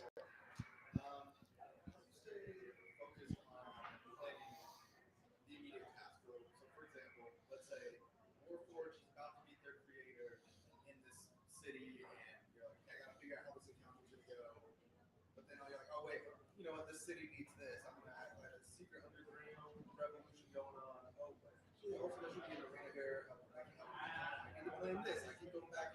How do you stay focused on what they're actually going to instead of getting sidetracked by the world building? Okay, so the question was, how do you stay focused on the encounter that they need to do? Correct. Correct. Yeah. There's a lot of things that your characters are going to get interested in, because they come to a brand new city, and yes, their goal is to talk to the king, but well, the king can wait. The king's always going to be there. Why don't we go do these other things? And so maybe time is of the essence. Maybe you have a player who's very, very sick. Create situations and create opportunities for your players to feel that sense of urgency. Not just like because there's a time limit, but maybe just because as the players wait, then other things get worse. You can also dive into it. Like you can create little key points of interest and make sure that this is something for them to do. Like, because your players do want to explore the world and they do want to interact, and kind of plan for that. Like plan for a few things for your characters to be interested in, because they're going to want to go shopping. They are going to need a tavern to stay at, and they're going to try to maybe find something else. Those are kind of some things that to include in your civilization or in your experiences when they're going from point A to point B. Does that help answer your question? Okay. Yes.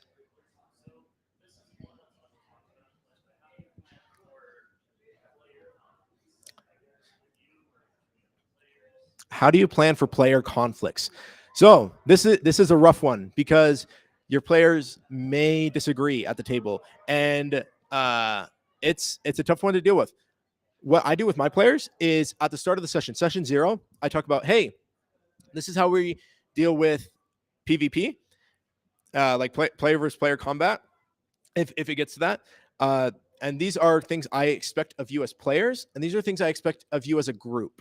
Because if you set those clear expectations for your players in the beginning, and then you set those clear expectations for the group of how they need to behave as a whole, then your campaign is going to flow more thoroughly and flow better. Because if your players are clashing heads with each other, you bring it back to that key point. Hey, in the beginning, we talked about this. Neither of you guys are meeting this.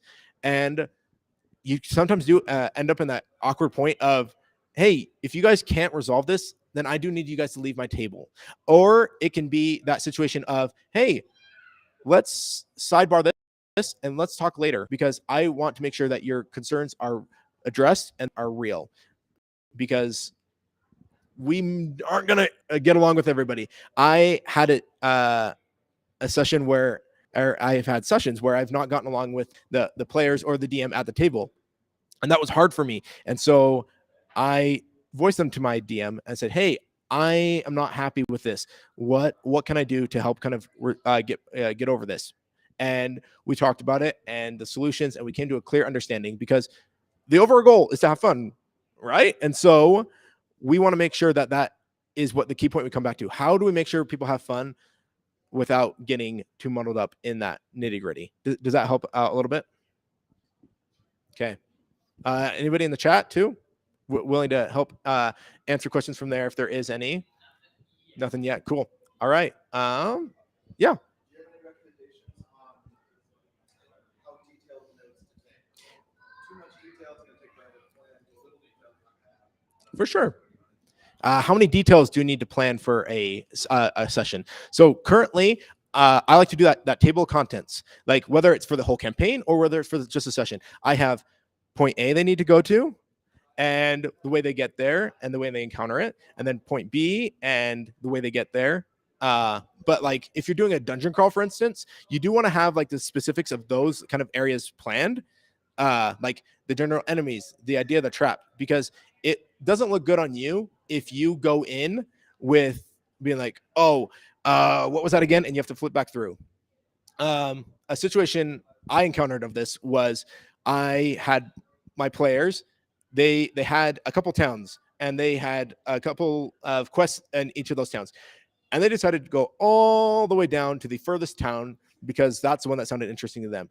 And feel free to kind of take a step back and be like, okay, I haven't planned for this, so give me a second to kind of just read through what this adventure currently entails.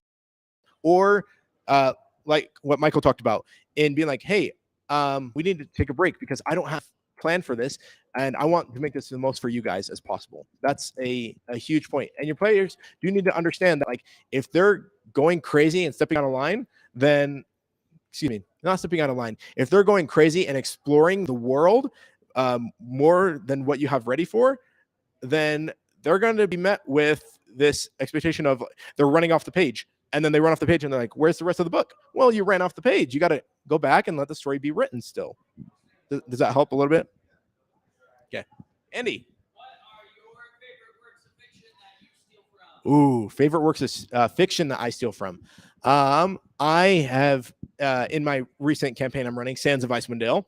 I use a lot from Dune. I used a lot from Mad Max because those are heavily inspired for my campaign. So I also like to use Lord of the Rings, really any fantasy settings. A big one that I really like, and it applies to fantasy a lot, is the movie Troy. I live by one of the quotes off of this movie. So in the movie, Troy, you have Achilles. He's getting ready to decide if he wants to go off and fight in Troy. If any of you guys have seen this movie, I definitely recommend it. But he's sitting there and he's like, Mom, I don't know. Do I go off to Troy or do I not? And she's like, well, you got two options. You go to Troy, or excuse me, you stay here and you'll have a family and you'll live your life and your kids will remember you. But eventually your name will be forgotten and your name will be lost with the sands. But if you go to Troy, you will fight and you will engage in battle and you will your name will be written amongst the stars and your tales will be told throughout the ages. But you will not come home, for your path walks hand in hand with death. And then the next scene you see is him going off to Troy. And so I live by that movie. It is one of my favorite movies to live by. Is are you going to just kind of muddle about and kind of do your own things, or are you going to go through and are you going to be the hero of your adventure, whether it walks on the hand in hand with death or not? But another question already.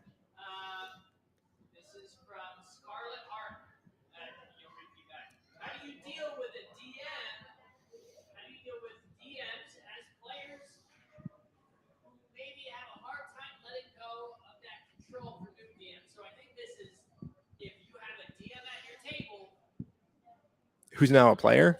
Oh. So how do you deal with backseat driving? Being a DM who is now a player? Well, I have seen this experience happen. I personally haven't played with this experience. Well, I mean, I'm currently a player in a campaign now, and I'm a dungeon master. But the best way is to kind of pull them aside at the end of the session and be like, "Hey, I really love all the input that you're putting in. Can I do this the compliment sandwich?" Being like, "I love all the input that you're putting in, and you're a great dungeon master, but got to remember that this is my campaign, and I'd like for the story to be told in a certain way. And we can get to your stuff, but you do kind of need to know that this is where it's at." But that's the best way that I figure that I would deal with the situation. But if you're not the DM, say you're another player and you notice a DM is kind of like overtaking and overshadowing with another DM. In that situation, kind of try to be more vocal, try to take control of the situation a little bit more for yourself. Be like, if the DM, if your has-been DM is sitting at the table, kind of trying to describe and run the situation, the encounter, be like, kind of talk out and be like, okay, well, this is what I want to do, and this is how I'm going about it. Kind of like help support your DM who is struggling to gain control of the situation. Hopefully that answers your question. Yeah. So I currently don't have any social media. I am just run through We Geek Together. But if you guys want my resources, my email is reese@wegeektogether.org. And I run multiple campaigns. I will be announcing a few more campaigns I will be running in the coming weeks to be run here at We Geek Together. I'm really excited about them because it's going to be a fun opportunity for you guys. I also DM here for our one-shots every Tuesday night. So if you guys want to come in and play a fun adventure with me, I'm here Tuesday nights from 4 to 10. Okay. Yeah.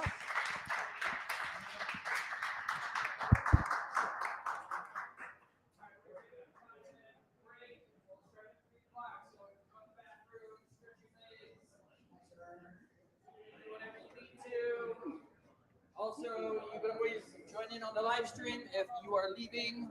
That is okay. Thank you, Reese. All right, we are taking a 5-minute break for the live stream audience. 5-minute break for bathrooms and stuff.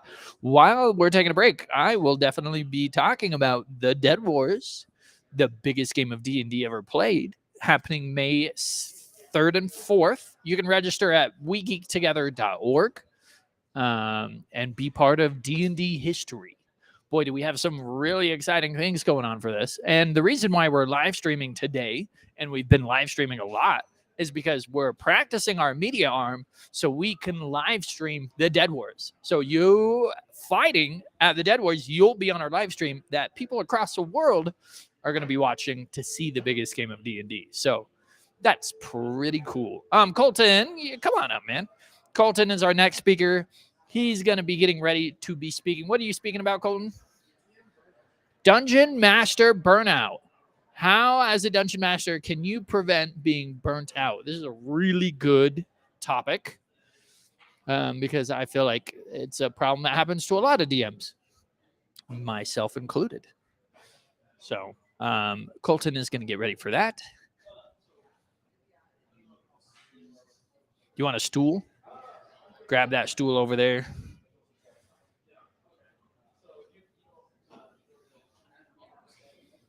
All right. Yeah, we'll start you right at 3 o'clock. All right. Thank you, everyone who's been joining us on the live stream. I've been answering your questions and sending them off. Thank you for those joining us in TikTok as well. We're on YouTube, Twitch, and TikTok. So it means a lot. You know, we've got a few people watching, and that warms my heart because we're just a local game store trying to make the local gaming store experience better. So thank you for supporting us.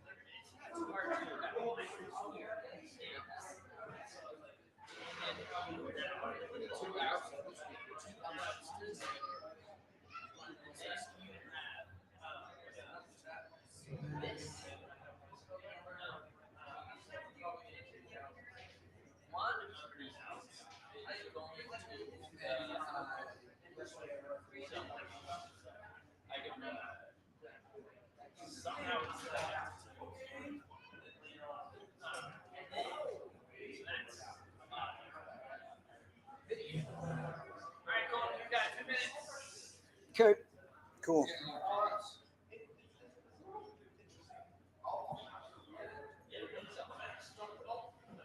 I'm just gonna. There we go. Okay. Got it going.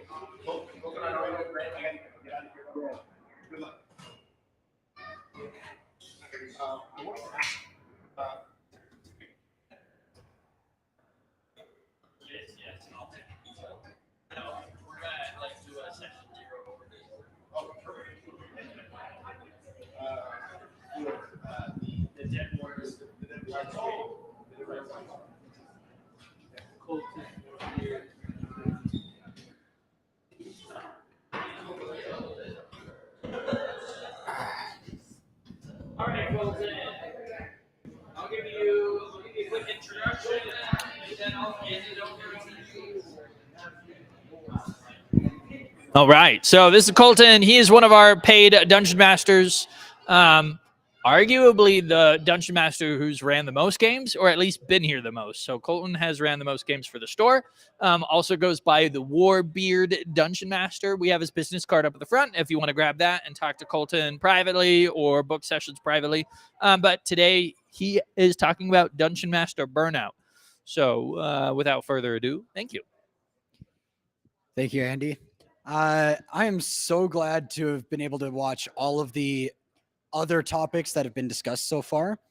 Everybody's done so great in talking about the things that they're passionate about.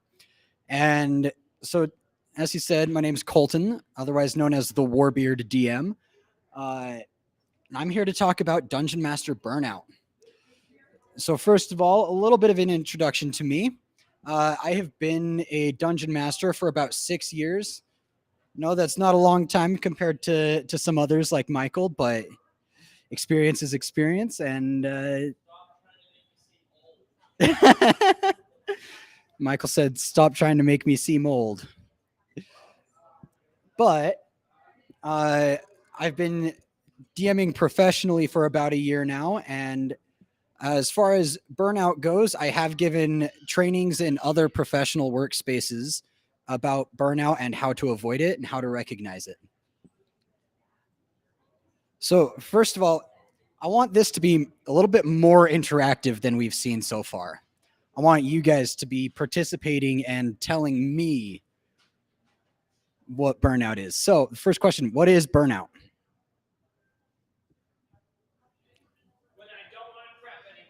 When I don't want to prep anymore.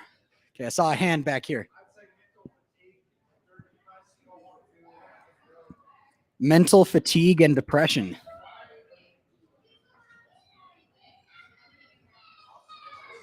Loss of interest. I think that just about gets down to the root of it. Burnout in any field is a loss of passion. That loss of passion leads to a lot of negative things. You lose energy, you get depressed, you no longer have an interest in performing the job. And so that's what it is, and that's how we recognize it. And then how to address it. This image says employees stay when. So I'll talk about the first one, and then can I get some volunteers to talk about each one individually? So first of all, paid well. I know that's this is kind of situational for dungeon masters. I am a professional dungeon master. I do get paid for running D&D games, and that can help with burnout. If I know I'm getting something out of this, I'm a lot more motivated to keep going and to find a way to make it work. So being paid well, whether you are working through a game store or promoting yourself, make sure that you get what you are worth. What if you don't get paid? You're paid in the friends that you make along the way. Make sure that you make good friends, that you have a good time together. And I know it's a little bit cheesy. What? Okay. Well, yeah, just if you're not paid monetarily, just make sure that you get paid by having a fun experience with you and your players. So does anybody want to talk about the second one? What that could mean to them?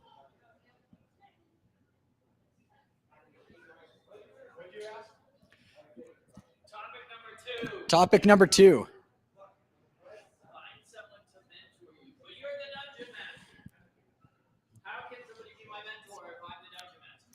Great question.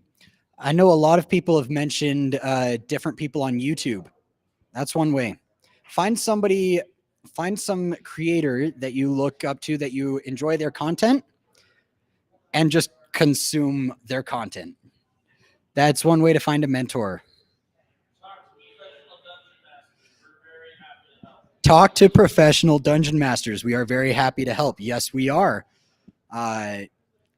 Myself, Michael, Reese, if you reach out to any of us and ask a question, we are more than happy to answer. I myself have found people to mentor me and in my role as a dungeon master. And I have learned so much from them and grown in my role that I'm a much better DM now because of that. Being willing to learn from your players. Yes.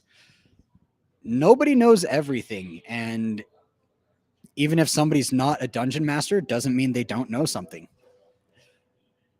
That's 3. Let's see. Number 3, challenged. How does being challenged help with burnout? There's always something new to tackle, to chew on, something interesting to learn, a new skill to look for. There's always something new to tackle, some new skill to learn. You feel growth. Yes. The harder the challenge that you overcome, the more accomplished you feel at having beaten it.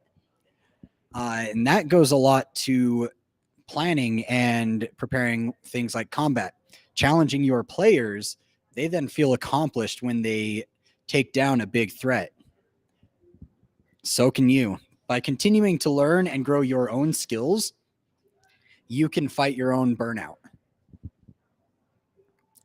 Now, this one isn't very obvious, but number 4, being promoted. In the workplace, that one's pretty obvious. If you get the promotion, you become the manager, you now have more responsibilities and you get better pay. That one's pretty clear at how it fights burnout. But what about as a dungeon master?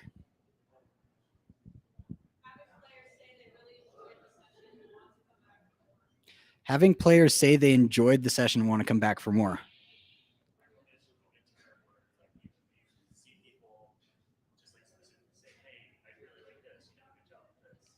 Right. The specific feedback on what they liked and what they didn't like. Those are all good things. Coming to events like this. Yes. As a dungeon master, there's not really much you can do by way of promotion. So a kind of different take that you can take with this is advertising. The more you get your name out there, the more games you're running, the more players you have, the more you're seen. I know sometimes when I don't have many players sticking around, that really takes a hit on me, and I start to get a little bit burned out. I'm like, am I not doing a good job as a dungeon master? Why won't my players show up for our session? Why are my players always late? Stuff like that. If you become a established dungeon master, new dungeon masters will come to you with questions. That's kind of a promotion because you're now being recognized as a veteran in the space. Yes, as you become an established dungeon master and new dungeon masters come to you with questions, you start to take on a mentor role to them. And that can help with your own burnout. Involved. This one's kind of interesting. As employees get involved, they get more invested. You're already involved. You are already fully invested in your own campaign, in your own world. So how can you leverage this to help with your own burnout?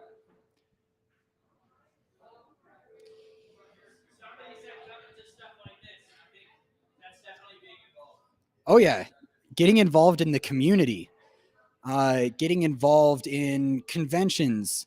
I got the chance to run games at FanX and Dragon Steel, where I got to interact with new players that I don't get to see often. Getting involved, I'm actually going to step backwards a little bit and say don't get too involved. You are involved in your world and invested in your campaign, but don't take it personally if someone doesn't like something. You can't please everybody, and one aspect of your campaign is not the whole thing. And it's definitely not a reflection on you as a dungeon master. Don't get too invested in the little things. We've also kind of talked about this one a little bit already, but appreciated. Does anybody have any comments on that? Give credit where credit's due. Yes. Being a dungeon master is a lot of work, and it feels really nice getting that credit.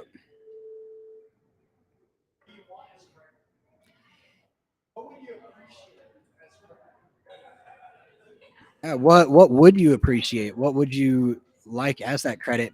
Yeah, just I know nothing like the times that I've been down and sad and considering my role as a dungeon master. I've had several really good players who then reach out to me after a session and were like, that was a lot of fun. Thank you for running that for us. Thank you for doing this specific thing.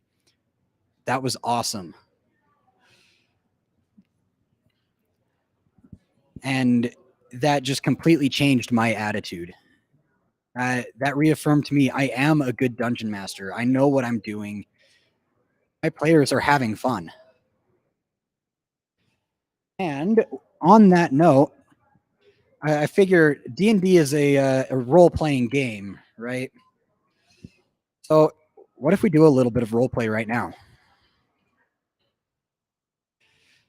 So figure you guys don't want to just hear me talk, right? We should get some practice doing the thing. So let's have groups of 3. We'll rotate through. One person will be the dungeon master. One person will be a player. And then the third person will just observe and give feedback. The dungeon master, you are facing burnout. You're getting tired. The campaign's dragging on and you don't want to continue.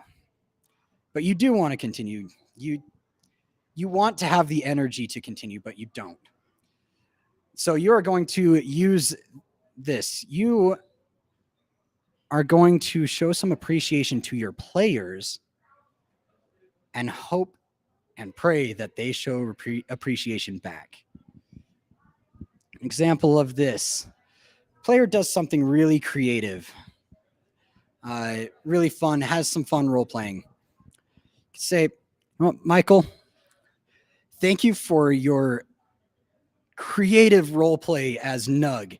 That brought some comedy to what was a very intense session. It helped really lighten the mood a bit.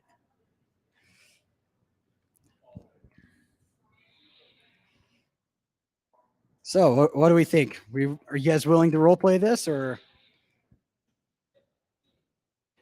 no?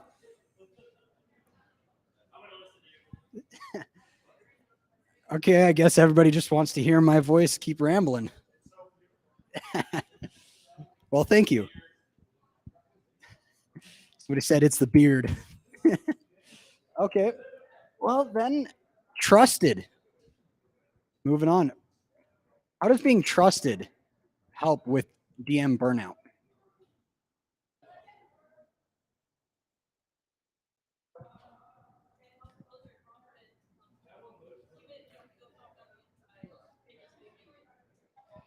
Yeah, it helps build your confidence.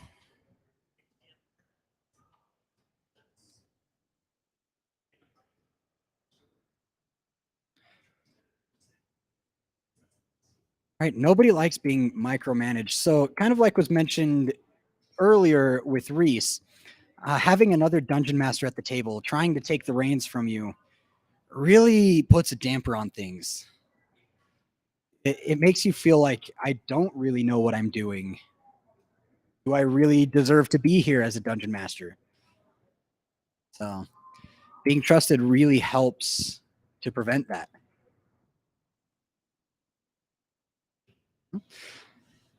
And I know you can't always expect for other people to trust you. So trust yourself. You are a good dungeon master. Be confident in yourself, regardless of what other people think. And empowered.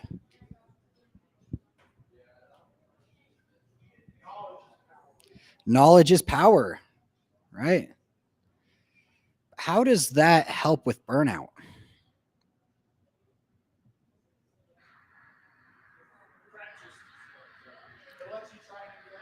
Lets you try new things.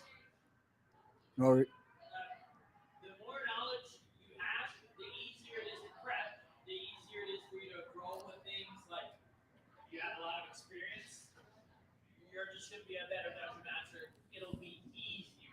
right, the more knowledge you have, the easier the prep is.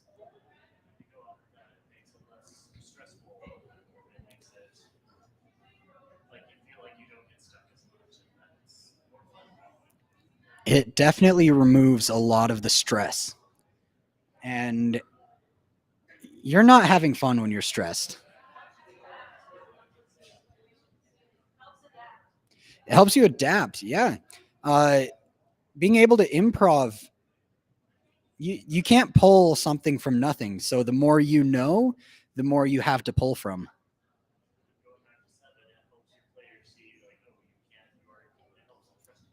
Yes. The more you know, the more you are trusted. If you can show your players, I really do know what I'm doing, I know how to write a good story, I know how to run a good game, then the players are more likely to trust you to run a good game.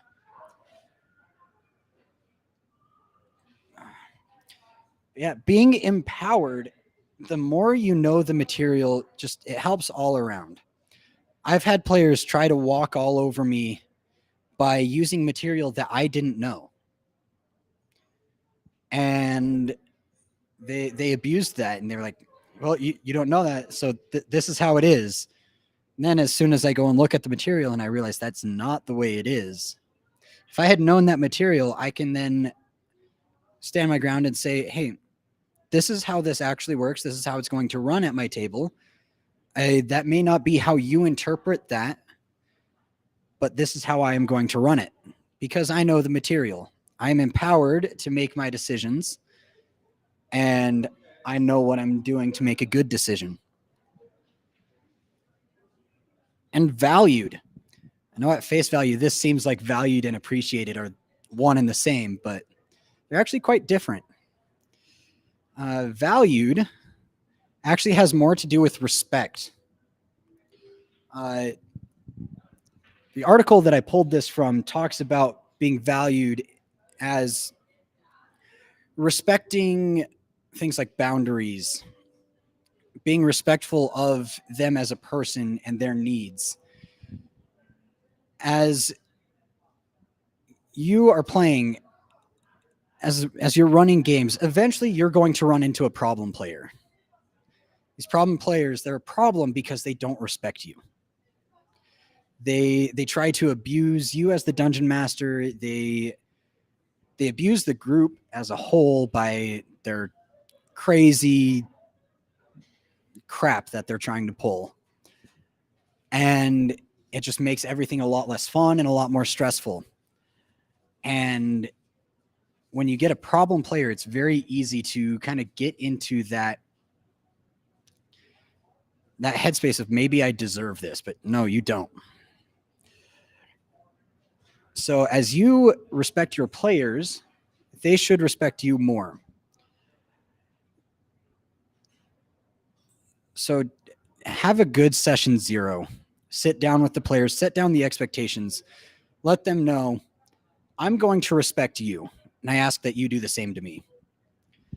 I used to be a substitute teacher, and that's one thing that I would do with problem students. Sometimes teachers would leave a note saying, watch out for Jimmy. He's a problem child. You're going to have to send him to the office about 4 times today. So instead of doing that, I would talk to Jimmy and say, hey, I don't know what's happening with you, but I will show you the exact same respect that you show me. Jimmy was then the best behaved kid in the class, helping encourage the other students to be quiet when I was talking and doing his homework instead of talking to his friends in class. So as you show respect and you ask for it, it's actually very easy to get.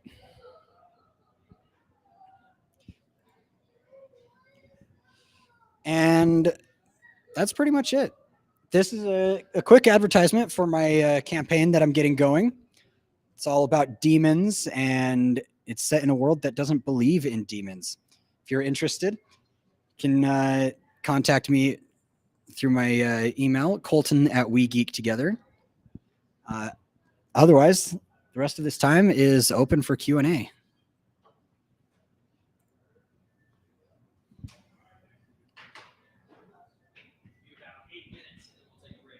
Okay.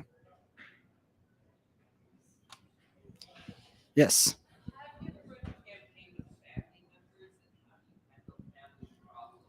Have I ever run a campaign with family members?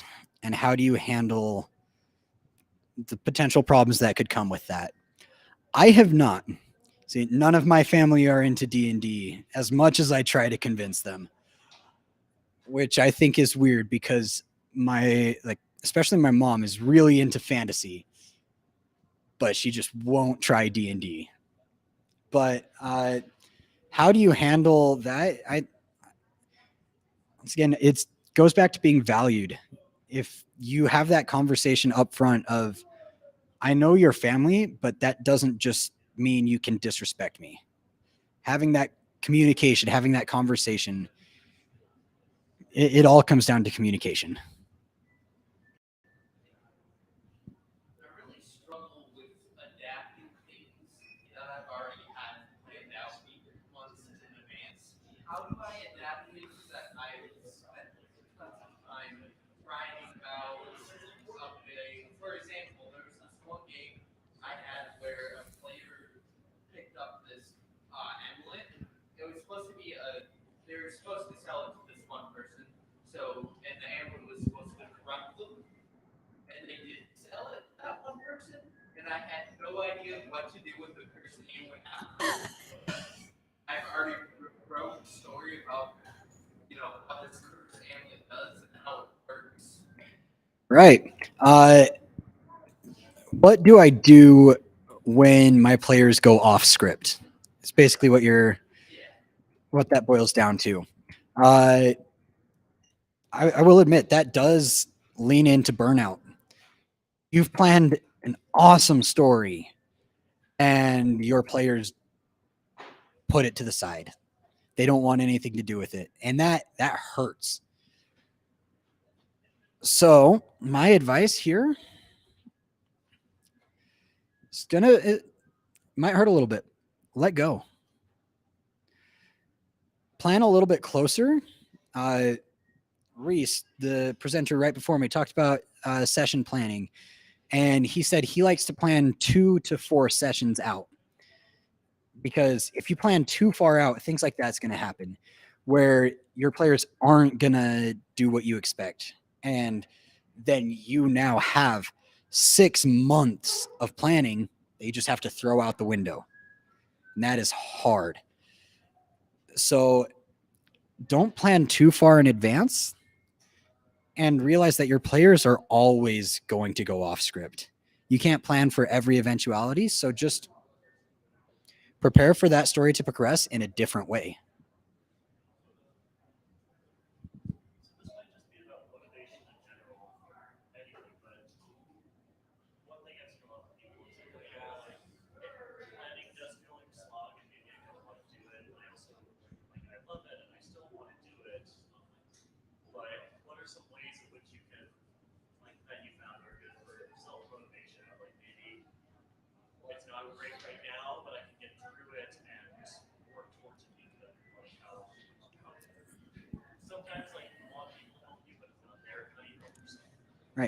how do you help motivate yourself to get through the times that are just dragging on, right? Having a goal. If you have a vision, you see this end picture, and if that vision is strong enough, it will provide you with the motivation that you need to keep going. Like for me, this is going a little bit outside of the world of D&D, but just in general, this greatly applies to life. I'm a pretty young guy. I'm only 26. So I've still got a long life ahead of me. A lot of things to look forward to. One of those things that I want is eventually I want to be a father. I want to have a family. But I realize if that were to happen to me right now, I am not prepared for that. One, I'm broke. I can't pay to have a kid. And two, I'm not mentally and emotionally prepared for that. So one thing that motivates me to work as hard as I do right now is looking forward to that day that I will someday have what I want. I work hard now so that I can save up the money to be able to provide for myself and any future family that I may have. And so relating that back to D&D, finding that motivation, maybe you had an awesome idea for a campaign. You have your big bad evil guy planned out, and it's going to be really cool. It's going to be an awesome story. But right now you're just kind of struggling to plan how to get there. You look back to that big bad and you're like, that is going to be an awesome story. I need to get there. And you kind of just have to push through it. Final questions, final thoughts. Yeah, final questions, final thoughts. All right, where can we find you, Colton?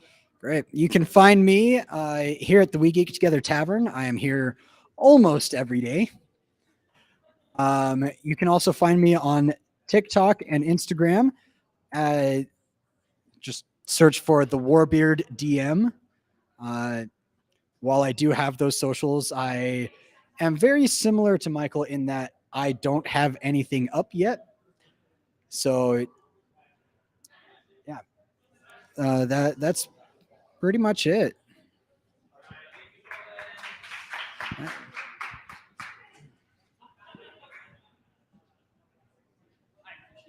Thank you. I'll allow you to grab your stuff before we get into the next topic. So, the next topic we're going to talk about is player ethics, game ethics. This is dealing with problem players. This is how do you make sure you're not a problem dungeon master? What are appropriate things to be having at the table? What are probably not appropriate things to be having at the table? So we're going to talk about player ethics, and we're going to just be jumping right into it because we've got some time. And then finally, we'll end it off with immersion. How do you get your players immersed? How do you get everyone at the table focused on your games? How do you get them to believe in your world? I am Andy. I am the tavern owner. These are things that I'm going to be talking about for the next bit. And if you guys have any questions, feel free to raise hands. I will answer the questions as they come. So let's talk about ethics. So there's a few things I believe dungeon masters can be doing to make their tables more safe, welcoming, and fun. And there's preventative measures. And then there is Band-Aid solutions, things you can do after the fact. So let's talk about the preventative measures first. What are things dungeon masters can do before the game even starts to make their games safer and funner? Okay. I say every dungeon master should have a core set of rules that they hold their players, their party to. I have an example in my tavern. The tavern rules are my same player table rules. We're here to have fun, but it can't be at another player's expense. So a rogue cannot be stealing from other party members. We are not going to split the party. And that's just me. That's a personal rule for me as a dungeon master, because I don't really have time to be thinking about so many different plot lines. And that's my own rule. Like, do people agree with that? No. But I'm the dungeon master, and if you're playing at my game, the agreement is if I'm going to provide this service for you, you're going to follow my rules. Leave the politics and bad odors at home. Okay, so I'm not going to get into pro this or anti this. We're not going to bring in any racism or any of the real world stuff that really sucks. We're not going to be dealing with any of that in my fantasy game. I do not want any of that at all. So that's not going to happen at my table. Games are PG-13. Okay, so the language, the themes that are appropriate in PG-13 games for me, that's about as good as I'm going to allow it. We're not going to get into graphic scenes. We're not going to get into really graphic torture or adult themes in my games. And lastly, we're just going to be a safe and welcoming place. So you need to establish this with your players when you start. And you can retroactively do that now. If you're already playing in a group and you're like, oh, shoot, I never gave them rules. At the start of your next session, slam down a piece of paper that says, hey, by the way, if I'm going to be the dungeon master, these are my rules. Okay, this is the verbal agreement we're all going to be in. Okay, and that's so I, as a dungeon master, it's easier for me and it's more fun at the table. Great. So before our games start, we have predetermined rules and laws built in. That's a huge preventative measure to make your games more fun and inviting. Now, let's say we have a problem player. Unfortunately, there's a lot of different problem players, so I kind of want to dissect some of the problem players. But if we have questions on a particular case, absolutely ask me. All my players doing this, how might you solve it? Okay, so there is problem players who don't know that they're being problem players. Think of a main character syndrome. Somebody who wants to do everything and they want to be the hero of everything, and they're talking over other people and they are hogging the spotlight, and they're so excited to play, which is great. That's a great quality to have, but they are now stepping over quieter, more reserved players at the table, and they aren't giving them a chance to play. Okay, main character syndrome is what this is commonly referred to. There are a few things you can do, the few band-aid solutions you can do. First off, as the dungeon master, you can put the spotlight on other people. Hey, Jeremy, that's great, but before you go, I want to see what Chester, what is your character doing? Okay, and you can manually shine the spotlight on other quiet players. And that's a great way to, it just gives other quieter players time to do that. And that's something you as a dungeon master, a good dungeon master, should be doing. You should always be checking in with your players and giving them chances to shine. Okay, while Chester's doing that, Chris, what is your character doing? And that's a great way to bring your players in. And I'll talk about this in immersion, because this is more about immersive and making sure your players are having fun.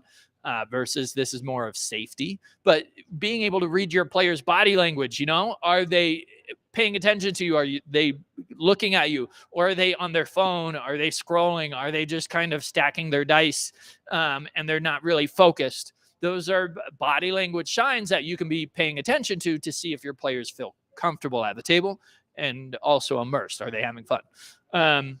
Okay, so manually shine the spotlight on other people if we've got a main character syndrome. You can also, one of the best solutions is to just communicate with that person. Hey, Chris, I notice you're really excited and you want to play your character. I just want to be able to give other people moments to shine. Can you help me with that, Chris?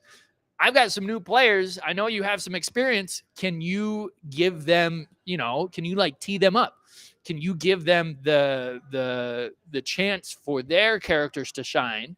And it will make you look good, Chris, because you get to be kind of a mentor, and it will help these players have more fun too. So that's a proactive way, is actually get the problem player to help become the solution. Hey, you're really excited about this. Come into and help with this aspect that the other players are failing. And then that's not an attack that on them. They don't have to be defensive about that. In fact, you're complimenting them what they're doing. You can also just straight up be like, yo, Chris, I love the energy. I need other players to have a chance at the table. So just be mindful that we're giving, you could just be direct and talk to them. That's another thing. So that's main character syndrome. People aren't usually doing that on purpose. Like they're not specifically saying, I'm going to take away fun from other people by being the main character. But it happens definitely, especially with new players or players who don't get to play that much around other people who aren't good at reading socially with other people. Then you have, I would call toxic players who like the excuse of systems and fantasies to kind of be a troll at the table. Somebody who will steal from other players, or I'm going to stab the barkeeper in the back, or I'm going to steal from the shopkeep. Like they like the anarchy that D&D provides. Okay. For these kind of players, they're the murder hobo is what we call them in D&D. They're just looking for a reaction. Maybe they're not really invested in the world. They just want to see what happens. They want to cause chaos and mischief. The problem you get with players like these is it's sometimes hard to negotiate with them and solve this problem. If they're just like, yeah, I killed the shopkeeper, it obviously causes a lot of problems for the other players, and it harms the immersion that your whole group can be playing because this person's all gung-ho. So again, you can have a direct conversation. Yo, Chris, I can't just have you killing all my NPCs on a whim. Realize we're trying to focus on a story here. That's one thing, is you have a direct conversation and be like, Chris, this is what you're doing, and it's causing this problem. Okay. But honestly, if I've had a conversation with somebody about this and it still hasn't fixed the problem, at that point, that's kind of where I'd like to cut contact with them. They're kind of breaking rule number one. We're here to have fun, but that fun can't be at the expense of other players. Chris, you're killing so many NPCs in the game. Other players want to interact with those NPCs. They want to go on quests with them. You're actively hurting the fun at the table. Okay. Now you might like Chris. Chris might be your best friend growing up since middle school, but he might just be a jerk when it comes to RPGs. You don't have to play D&D with Chris. You could play chess or Risk or a game that he's totally allowed to go kill people. Like go play Halo or Fortnite, like just because you can't play D&D with this person doesn't mean they're a bad person. Doesn't mean you can't be friends. Just realize like the TTRPG storytelling scene isn't really something that they're interested in. So find other games, a competitive, play Magic the Gathering. So just because, yeah. And that's really another thing that a lot of dungeon masters don't really realize is like, people have different motivations for playing. Some people want to play D&D because they want to be in the story and they want to have a character and they want to have character arcs. But some people are just bored and they want something to do with their friends and they don't really care what it is. It could be Fortnite, it could be Halo, it could be D&D, and all their buddies are just playing D&D and they're not actually really interested in playing TTRPGs. So they'll just be a troll and just watch things explode because that's fun. So those are players who I don't like to play with, nothing wrong. I like to play other games with them, but maybe not a TTRPG because I appreciate the storytelling and the character arcs and all that stuff. So it's okay to not play TTRPGs with these other people and just explain like, yo, man, like I want to play Halo with you or Fortnite with you. Nothing personal. It's just like, when we play, you kill all my NPCs, and so it's really hard for me to be a dungeon master. So, let's play Fortnite. So yeah, so we've got the murder hobo. Okay, if a direct conversation with them hasn't fixed the problem, you're better off just not playing with them. Okay, And those are some of the most common problem players. I'll give a moment here. I've been talking a lot. Does anybody have any examples of a specific problem player, something they're dealing with right now that they want my guidance, my unlimited knowledge? No, it's very limited. Yes.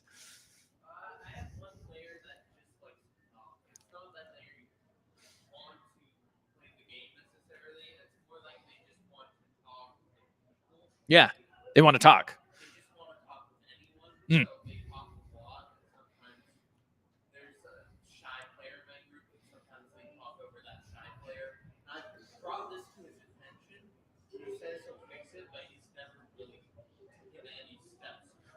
Great. And when they talk, so currently the question is, we have a player who talks way too much at the table and it's taking time away from other people.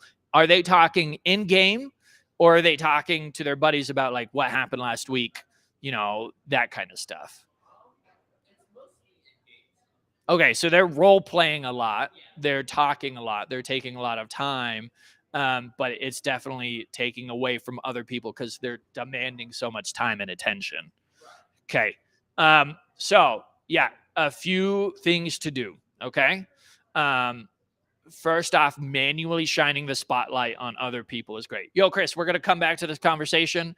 I want to see what Chester's character is doing because something interesting is going on here. You just manually turning the attention. And yeah, that's one thing. Another thing is, so you've talked to the player and you said, hey man, you're taking a lot of time at the table. I want to give that to other players.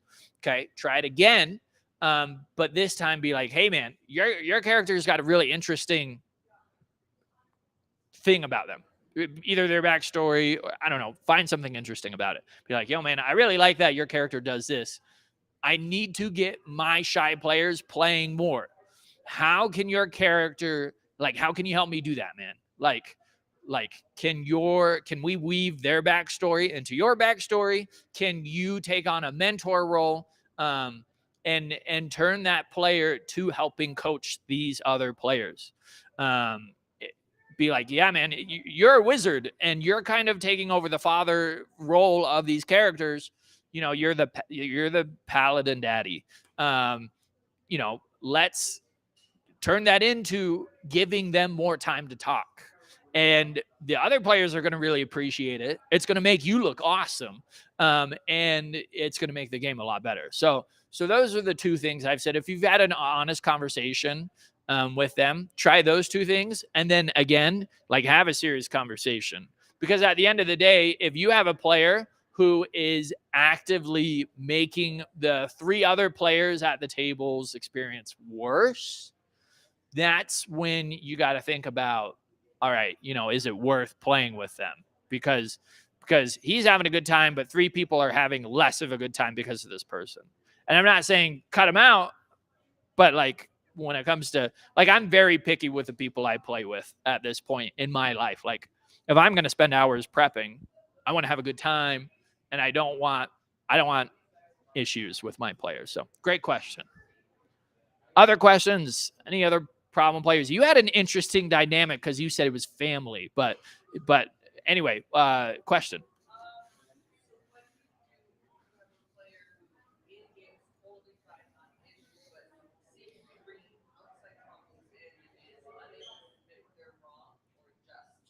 Got it. So we're having outside drama. We're having stuff that's kind of.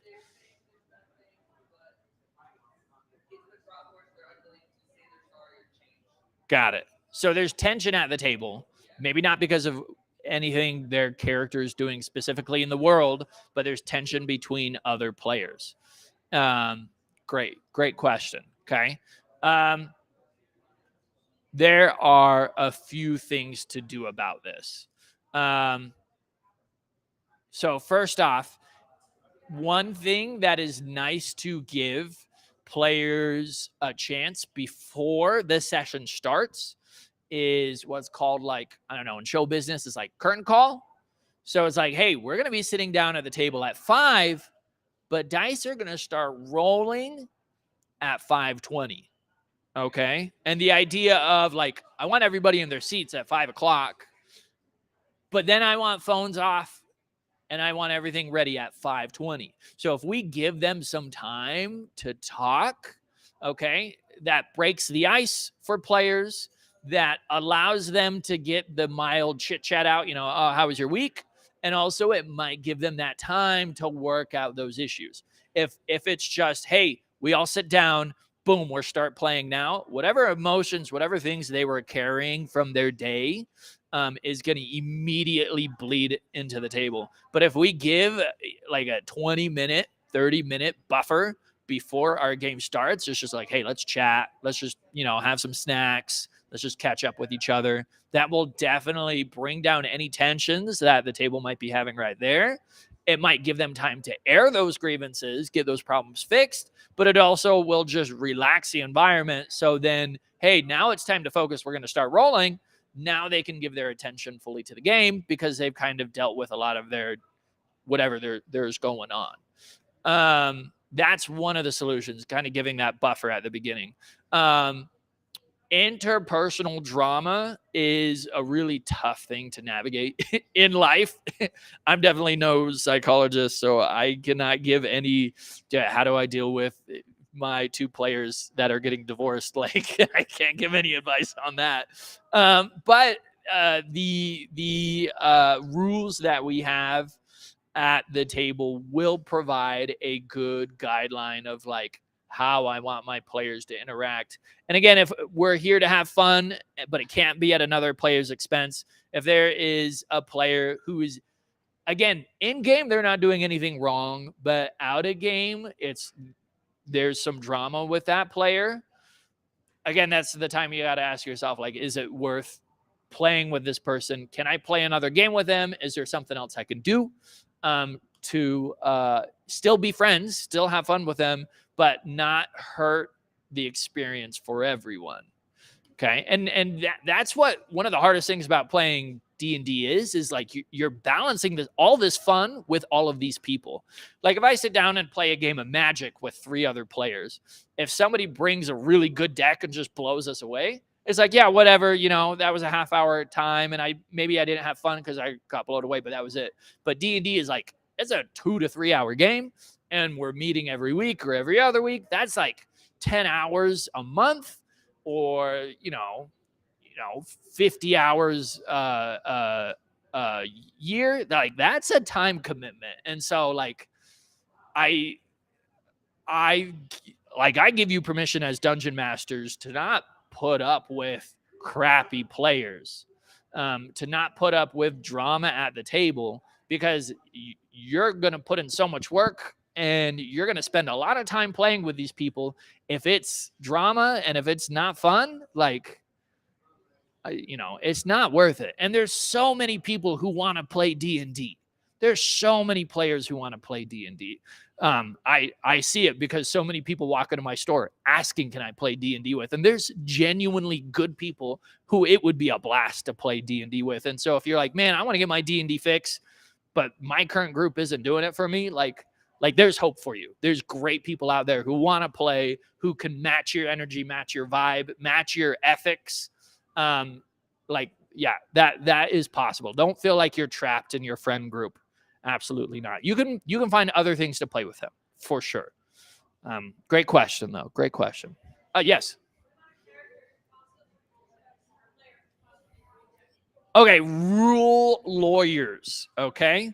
So rule lawyers have, this causes problems mostly for the dungeon master. If somebody's like, actually, health potions are this amount, and they're not a bonus action, they're an action, okay?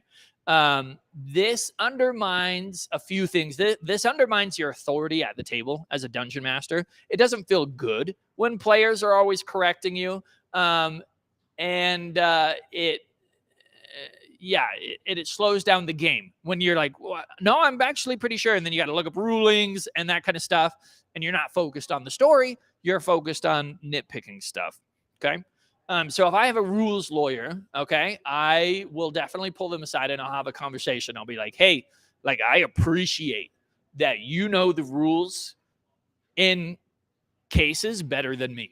Like that's awesome. That shows that you care and you understand the system better than me. Okay. Like, give credit while credit's due. That's great. That being said, it is causing me these problems. It's causing me as a dungeon master to feel not good because you're correcting me at the table in front of all these players, and that's undermining my authority. So I'm not feeling good. And it's also slowing down the game. We ran a combat encounter, and that combat encounter took 2 hours when the way I was running it. Hey, thanks for coming, you guys. I appreciate it. If we ran it my way, it would have taken less time. And so it's causing me these problems, because really what the problem is it's not this player amongst the other players. Well, it could be.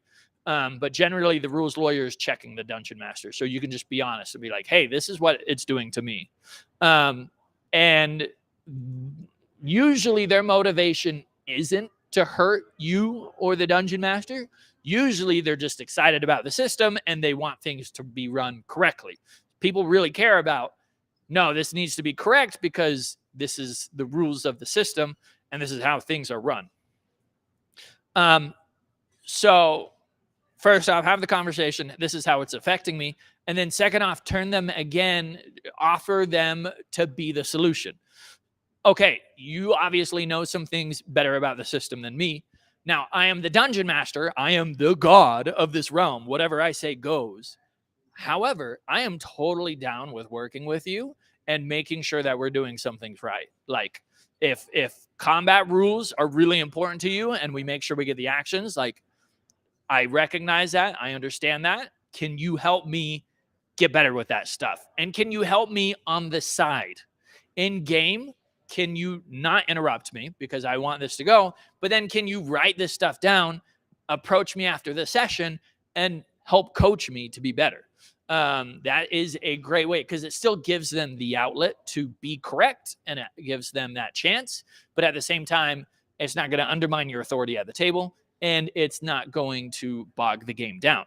And if they're doing this to other players, if they're like, actually, Eldritch Blast is only this, so you can't use your spell like this.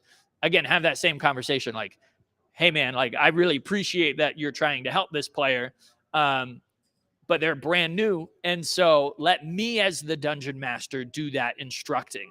If I am the dungeon master and I'm telling you, that's a lot better than another player telling another player, because like, I'm the dungeon master, and if another player is telling another player, they can view that as backseat driving my character. Like, if you're telling that player, actually, you should do this, and then you should do this, that's not giving that character agency. You're telling them how to play their character. That's not really fun for them. So give me any feedback you have for that person. I can train them. I can help them be a better person, or a better player, not a better person. That's not my job. I'm not a psychologist. I'm the dungeon master. But I can take that to the other player. I can give that to them. But let me be the buffer through that. Let me, be the buffer. That way, you're not criticizing. They don't feel attacked, and they don't feel targeted. That was a lot. Did that answer the question a bit? Sweet. Other questions? And does the chat have any problem players? Nah, sweet. So that is so we've talked about players, problem players. We've talked about rules. We're going to talk about what is good at tables and what should you avoid at tables. And really, the only thing that you need to worry about here is that you've had a conversation with your players about whatever topic you want before you bring it into the game. So, for example, let's say you really want to have an interesting dynamic between classism and racism in your world. For politics reason, okay, you think this is a really interesting thing to show that elves and dwarves really hate each other. And I can paint a really interesting picture, like Lord of the Rings. Okay, elves and dwarves hate each other. Okay, well, that's as far as I'm going to get into this analogy here. We're not going to get into actual political terms here. But so you want to have that featured. That's a main motivation for a lot of your NPCs, the tension between two different races. Okay, before you bring this into your game, you should have a conversation with your players on, does anybody have any problems with this? Okay. That's why a lot of dungeon masters preach about session 0, where you're going to talk about whatever you feel like. You're going to talk about the themes and the main subjects of your games. Okay. And if you need to do some homework on session 0, there's so many resources for it. I'm not going to break down session 0, but if you're going to bring in something that could be charged, like emotionally, politically, spiritually charged, okay, bring that up to your players before, and you can still do that now in your campaign. Okay, talk to your players. Hey, you know what? There might be a chance where somebody might be imprisoned. All right, they might be tortured for evidence or for information. Like, how are you guys with doing that? They make safety guides online for this kind of stuff, where you can send them a piece of paper and they can check, are you okay with torture? Yes, no, or I want it just fade to black. Are you okay with racism? Yes, no, I want it just fade to implied. And so they provide safety measures, and you can look up those documents and you can give that to your players and check that stuff out. At the end of the day, if your players are all for it, like, you can make your setting and session the most grim, dark, gritty, really heavy topic stuff that you want to. If your players are comfortable with that, you can be tackling some of the hardest and most emotional issues. And that's a really cool aspect of this game, that it gives people the chance to do that kind of stuff. But do not inflict that on people who are not aware that that's going to happen, or not wanting to go into that. If you bring in topics that are triggering or charged into a game that players are not ready, it will definitely cause damage to you and that player's relationship, and to the game of D&D. So, like, and that's terrible. I would hate for somebody to play a game, and there's horror stories. You can read some horror stories online where a dungeon master starts to do really inappropriate things, and it ruins D&D for people, which is really sad, because this is a fun game that I believe that you could enjoy with anybody in the right circumstance. So, all right, let me get off my soapbox here and take. Does anybody have any final things they want to talk about? Ethics, problem players, that kind of stuff. I've been talking for a bit. What time is it? 3:58. No final thoughts. Cool. I will give us a 5-minute break, and then I will talk about player immersion. How do you get your players engrossed in your world? How do you facilitate immersive gameplay? What are the things you can do at the table, in the table, on the table to make your games more interesting and immersive for your players? Thank you. 5 minutes.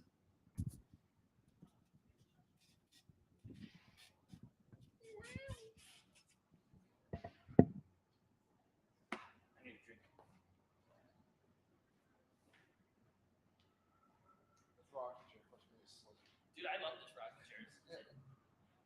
Tess is saying some stuff. Just not really. Yeah. She was talking about, when we were talking about the rules, I responded to that. And I don't know what never full time was in response to.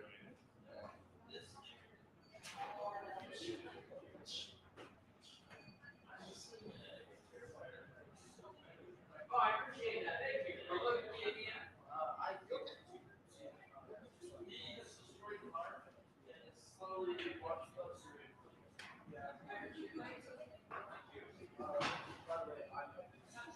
Oh, you're the guy. Yeah. I got call back.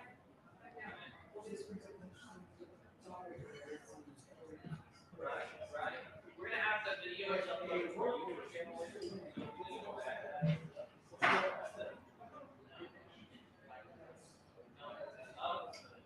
Hey, how you doing?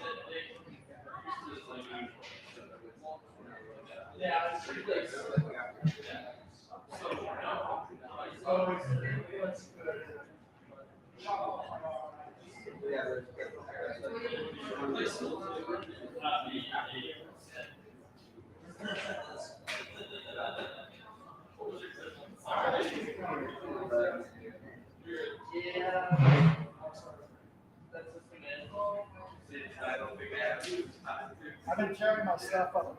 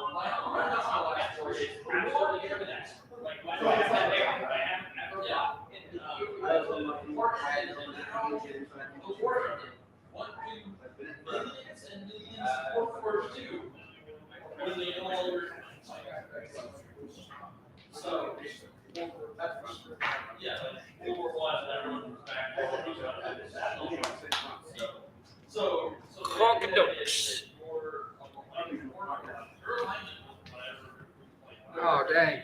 I forgot to put a space between the word player and immersion. So it's just player immersion. All right, there is. If you click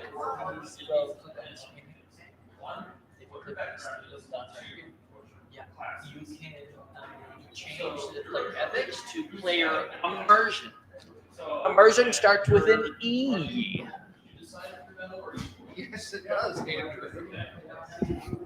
E. Like Rush E, one of my favorite songs of all time. It is a good song. All right. I'm going to be talking about player immersion. Boy, do I have a lot of things to say about player immersion. But if anybody has any questions, wants me to get into the details about something that I say, then raise your hand or comment in the chat. I've got my brother Everett, also a tavern owner, watching the chat. Thank you, everyone who's watching the live stream. And for people who are catching this after the live stream, I do check comments usually, so you can still ask in the comments. But we're talking about player immersion. How do I get my players invested, drawn in, sucked into my world where they care about everything I say? I think this is actually a topic that's super important that a lot of dungeon masters don't really talk about, which is why I'm really passionate to share it. Okay. First off, atmosphere. Atmosphere is everything. Okay? What do I mean by atmosphere? Imagine going to play D&D at your friend's apartment, and they've got some screaming kids. They've got a dog running around, slobbering on everyone. They have the TV on with Bluey playing on in the background. And everybody's got their cell phones out, and your significant other is texting you about their day. With all of that input, that noise that's going on in the world, it's really hard for you to focus on a game. Now, let's turn it. Instead, what if you go to your friend's apartment and the kids are asleep? The dog gets to say hi to everyone, but then once play starts, the dog goes to their bed. Let's say the TV's off, and let's say everybody's phones have been put into silent mode, and you have told your significant other that, hey, if you need to call for an emergency, call me, but otherwise I'm not going to be by my phone. Eliminating in-world distractions is a great way to already getting your players more immersed into your game. And that's something we don't really think about as dungeon masters. Like, how is the atmosphere that we're playing in? How is that actually? Are there things to get distracted by? I'm really passionate about it. That's why I opened a gaming tavern, because I wanted to provide a space for people who, you know, let's be honest, my house is really dirty a lot of the time, and I have a lot of screaming kids in there. So, like, it's not a good place to play D&D a lot of the time. So having a space to do that is really nice. Now, of course, be understanding, like, you know, life's complicated. If you got to have a screaming kid, like, that's fine. Like, I'm not going to be mad at my player for needing to be on their phone. But the more things I can eliminate, the more distractions in the real world I can eliminate, the easier it will be for my players to focus. I absolutely feel like it's okay as a dungeon master to ask your players to silence their phones at the table, or even to put your phones on the countertop away from you, so you're not even on your phone. Look, if I spent a few hours prepping this session, and I've been working hard on all the stuff we're going to do for the 2 to 3 hours that we're playing, you should give me your attention. That's the trade. I'm going to work all week to get this game ready, so you're going to give me 2 hours of your undivided attention. Okay? I think that's a fair thing to ask of your players. Absolutely. That's not you being controlling or mean. So try the atmosphere. Okay? Distractions you can eliminate. Now, what are things you can add to the atmosphere to make it more interesting, more fun to your players? There's a few free things you can do right now. These 5 things you can do right now to level up your games. Number 4 will surprise you. We have music. Okay, Dungeon Masters have playlists. You can make a free playlist if you have Spotify, if you have Pandora, if you have YouTube. You can make a playlist on some software of your favorite stuff. And depending on how into the weeds you can go, you can even have a specific song for a specific player. Maybe they roll a nat 20 or they have a cool moment. You can play their song, or you can choose a theme for your villain. And so every time the villain appears, you start playing this song. Like, you can definitely get psychological with the music and the sounds that you have access to. You can absolutely mess with your players with songs and music. I remember I was playing it was a scary game. I was playing Call of Cthulhu, and it's a horror-based game. There we go. And so for the background sound, I had rain, okay? And I had a 20-minute loop of rain. However, once that 20-minute loop was done, I then took that same sound, but then I started putting in whispers, and I even had the faint sound of a baby crying, okay? Which was a slight reveal on what the monster was, because the monster had to do with dead babies and it was really scary. But I sneaked that into the ambient music. And so my players got used to the sound of rainfall. But then at the 30-minute mark, they start to hear a baby cry. And my players literally were like, what the heck is going on? Like, they started to freak out. Okay. And it took me a little bit of time, but that was something I was able to do to make my players way more invested into the game. And that's a free thing to do. Like, it doesn't, with the stuff we have today, you can relatively make a pretty convincing soundtrack. So you can make your own sounds. You can make your own playlists. There's free apps that you can even make a soundboard where if you press buttons on a soundboard, it does things. So there's a lot of free resources for that kind of stuff. A lot of cool resources. Lighting. Okay. Here's another cool thing you could do. I bought some RGB light bulbs. So you got to spend a little bit of money on this, but I bought some RGB smart light bulbs and I put them in a lamp by my table, and then I could control the color of the light by my table. I even got super nerdy, and I used Alexa, and I used a voice command where I would say, Alexa, roll initiative. And then the light would turn red, and then it would play my action playlist. Okay. And so if you don't have an Alexa and you don't have a smart bulb, yes, that's going to cost you money, but I'm a nerd, and so I had access to those things. And so I was able to have my lights turn red, and then Alexa adventuring mode, and then it would turn it blue, and then it would play my adventuring mode playlist. And so those are fun little things you can do. And we've seen photos and videos of dungeon masters with like the ultimate dungeon master setup where they have like the full table and they got fog machines going and they got miniatures and like they built a whole room for it. You definitely don't need to do that. And I'm not saying you should do that. Absolutely. That's a lot of money. And I don't have a lot of money. So think of the things you can do for free or for very cheap to immerse your players in the experience. Little tabletop decorators, or finding miniatures for your players that represent their characters. That's one of my favorite aspects of D&D. Is it's a blend between imagination and physical reality. It's so fun to make a paper note and like take tea bags and dye the paper note and give that note to your player for them to like have and like see as part of their world. That takes time, watch a few YouTube videos, but like those, for me, those are some of the coolest things. For one of my horror games, I bought a little puzzle box, and I still have the puzzle box to this day, but the players had to unlock the puzzle box to be able to figure out the next clue. And they had a blast with that. So physical props, environment, lighting, sound, those are all things as a dungeon master that you can do to level up the immersion of your game. So that's outside of game, right? We talked about everything you can do outside your table. Okay. What can you do in game to get your players immersed, caring about the world, caring about your story? There's a few things.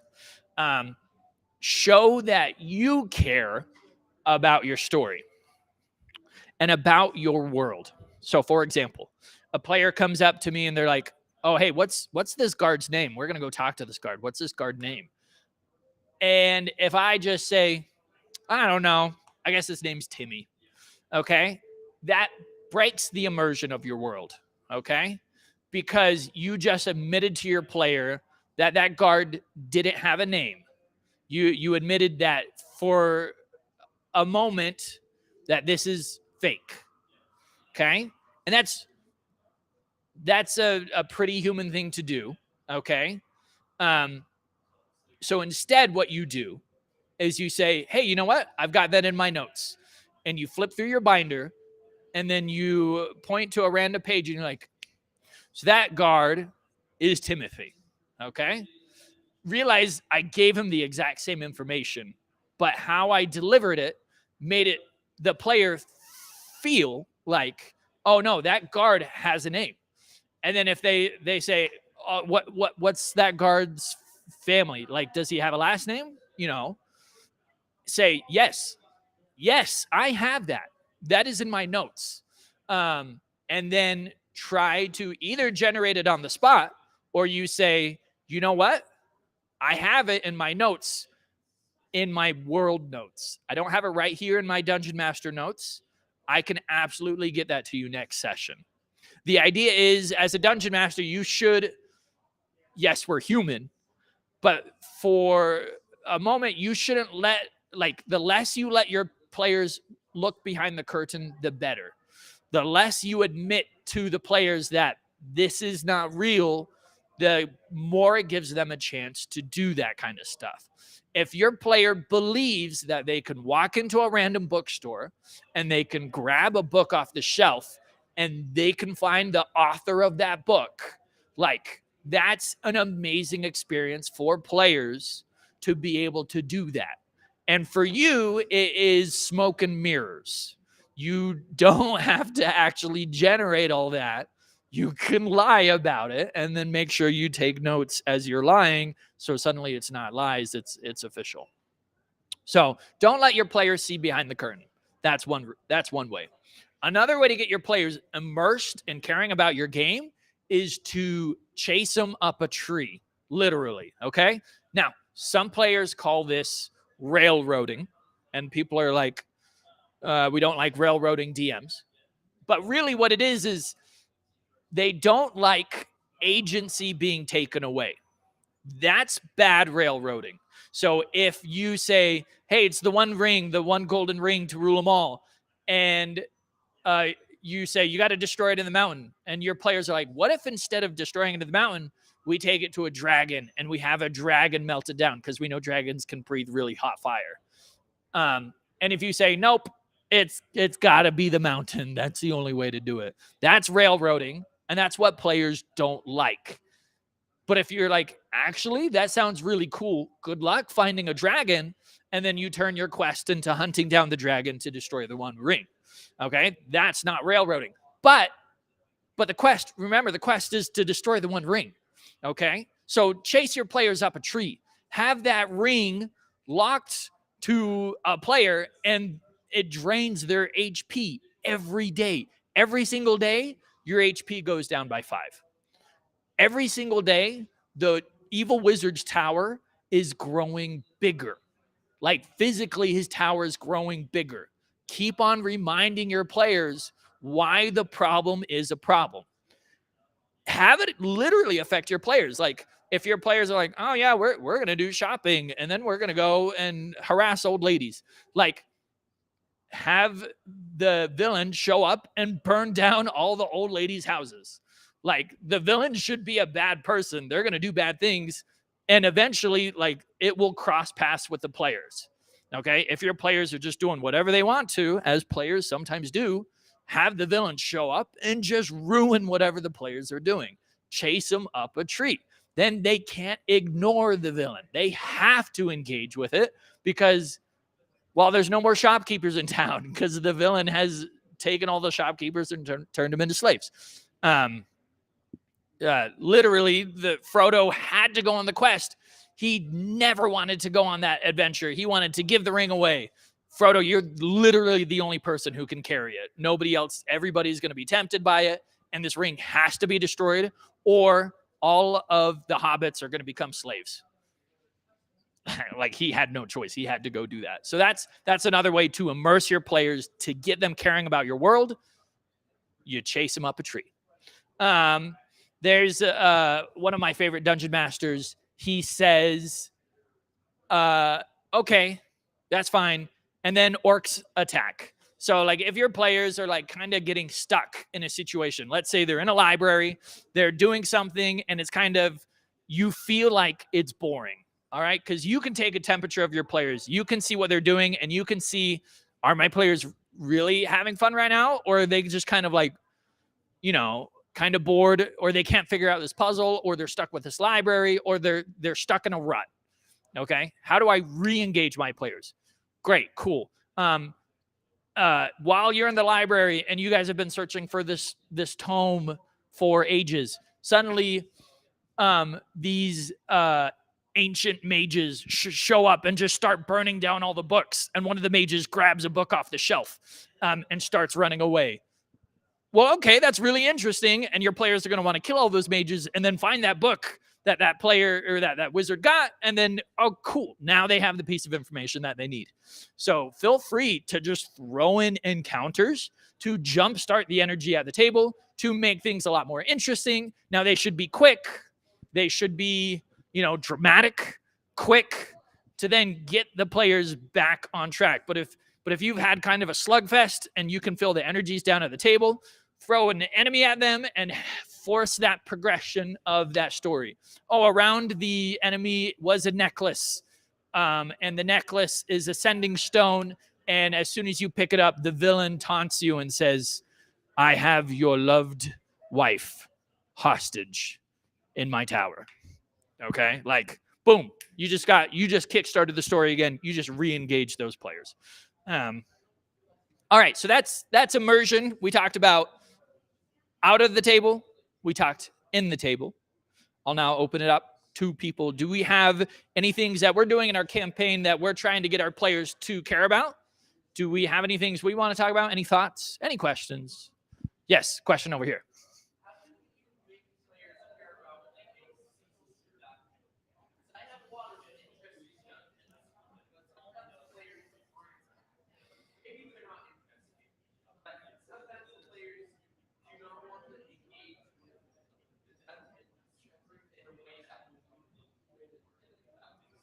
Okay, so the question is, how do I get my characters to care about a dungeon?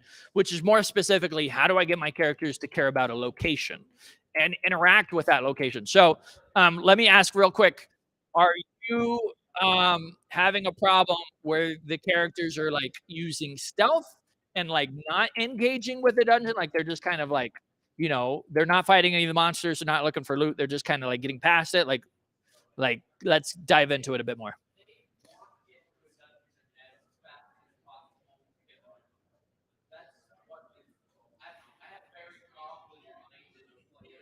Yeah. Yeah.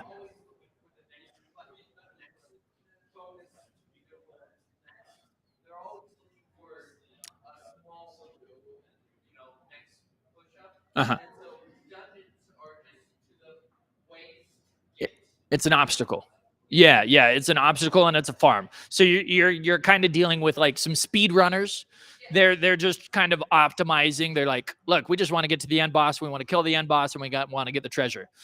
But they're not really interacting with the actual lore of the dungeon. What's going on in the dungeon? Why is the dungeon even here? That kind of stuff.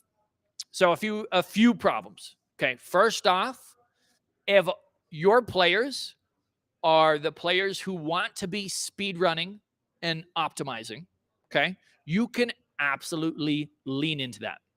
Okay, you can embrace that and be like, hey, I can see my players are really enjoying looting and getting new gear and optimizing their game.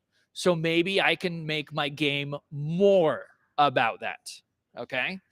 I can, like, if you've ever played like Borderlands or something like that, it's a game where like you're constantly getting something better.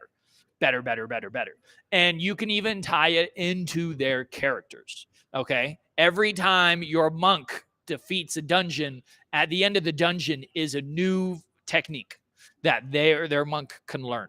Okay. These are just ideas. But you can lean into that because they're engaging with something. Great. My players are excited about something. They want to get loot. While it's not exactly what I want to engage in as the dungeon master, I see this, so I can lean into that. Now, I, as a dungeon master, am not really satisfied with my players just looting and grabbing. Like, I have an interesting world. I have some interesting dungeons. I have some interesting villains. And the fact that they're just chasing the next +1 is not really fun for me as a dungeon master. Okay? So what you want to do then is you want to reward your players with interacting with your stuff. So let's talk about this monk again. What if the dungeon is the dungeon of the wind? Okay. And you have a lot of wind elementals and all these wind enemies. And at the end, they'll get a cool weapon that unlocks this really cool wind power if they were engaging with the aspects of the dungeon. Think of Legend of Zelda. You know how they have like shrines and temples and they have like all these gimmicks and then you finally get the thing at the end and it's kind of all tied into the gimmicks? It can totally be that. And your cool item will be tied into the whole lore of the dungeon. And so they're going to go through this whole dungeon and they'll be like, man, we're fighting a lot of wind things. We're doing all this stuff. Cool. We just got a wind weapon. Hey, that was actually pretty cool because it foreshadowed it and that kind of stuff. So your villains, your items, you can theme around what you're going to give them. The dungeon, tie the lore into that item. You're going to give them a +2 sword, but whose sword was it? It was Alexander the Great. And Alexander, this was his tomb. And they need to learn the story of Alexander to pass his spirit. Like his spirit will not give you the sword until you have told Alexander why he was great. You know, so you can make your lore, your world, like they have to figure this stuff out to get that shiny stuff. And they'll care about it because they want the loot. I want Alexander the Great sword. That's awesome. So then they have to do research on it and they have to find all this stuff out. And then finally Alexander gives them the sword and you're rewarding them for getting loot and you're rewarding them for engaging with your content. Does that kind of answer the question? Okay, good. But like you have something your players want. I love that. That's awesome. They're optimizing their speed running. See how you can use that to then feed the things that you want as a dungeon master.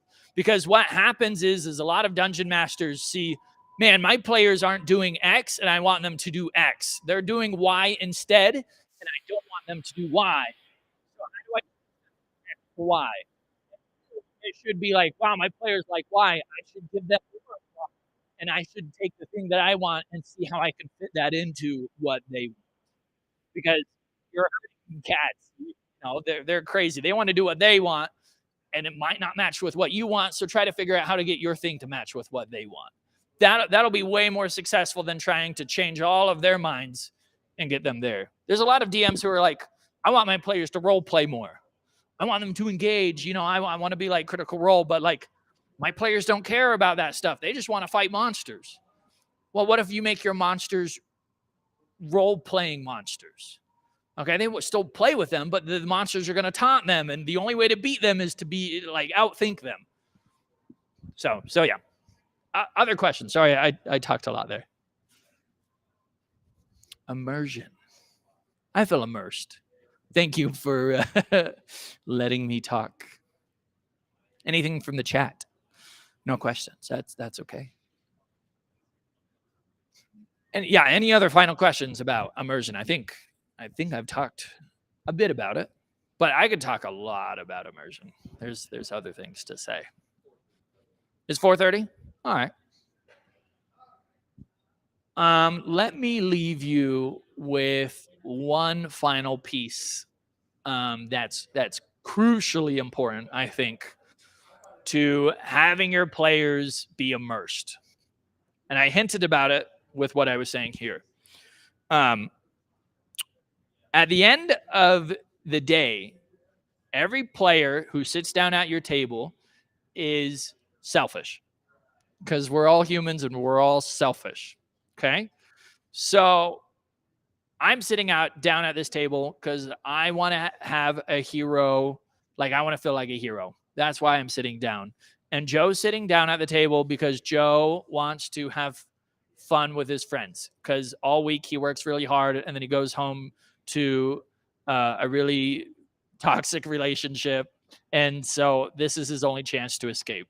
And Clarissa wants to come and role play because she loves watching Critical Role.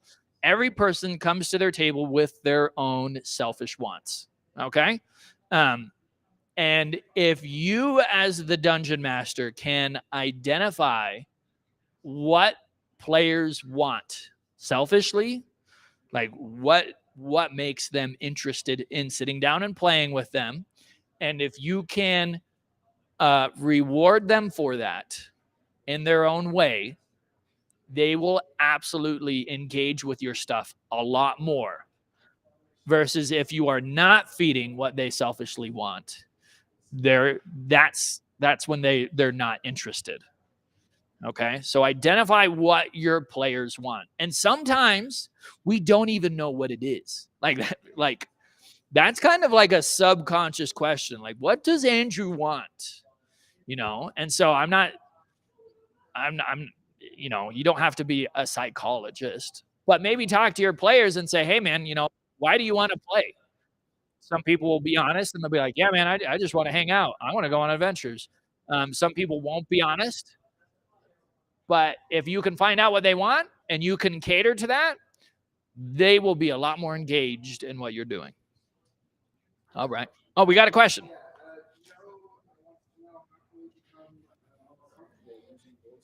Yo, Joe, voice work. Boy, I've got a 45-minute talk on voice work. I will give us a minute to take a break if you guys don't want to hear more of my voice. But boy, do I have some things about voice work. So you don't have to stick around if you don't want to. Is there other questions though?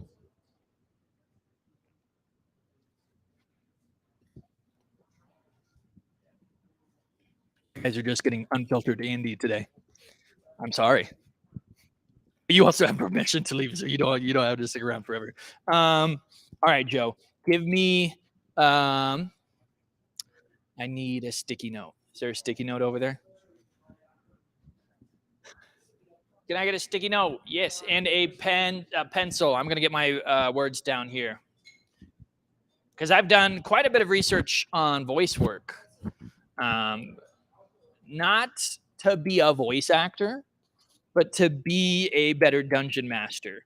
And so I feel like a very easy way to get into voice work if you've never done voice work before.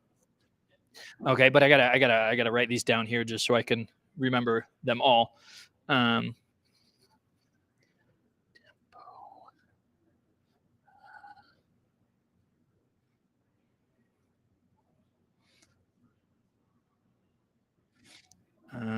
Speed, direct.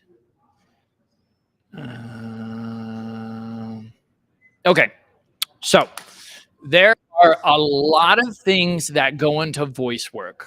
Okay, there's a lot of things you can do without having to know how to do accents to change your voice to make your characters more interesting. Okay, so, and again, this is no accent. Okay, and I'm not even going to change the pitch of my voice for a few of these. Okay, first off, you have tempo. Okay, tempo is how you talk, the speed of, not really the speed, but kind of the spacing of your words. So, for example, think of like an old radio broadcast. Oh, I see Jimmy's on third. Jimmy's on fourth. Jimmy's going for fourth. And then fifth. They talk very quickly. Okay. That's tempo. Versus, let's think about maybe somebody who is really slow at talking.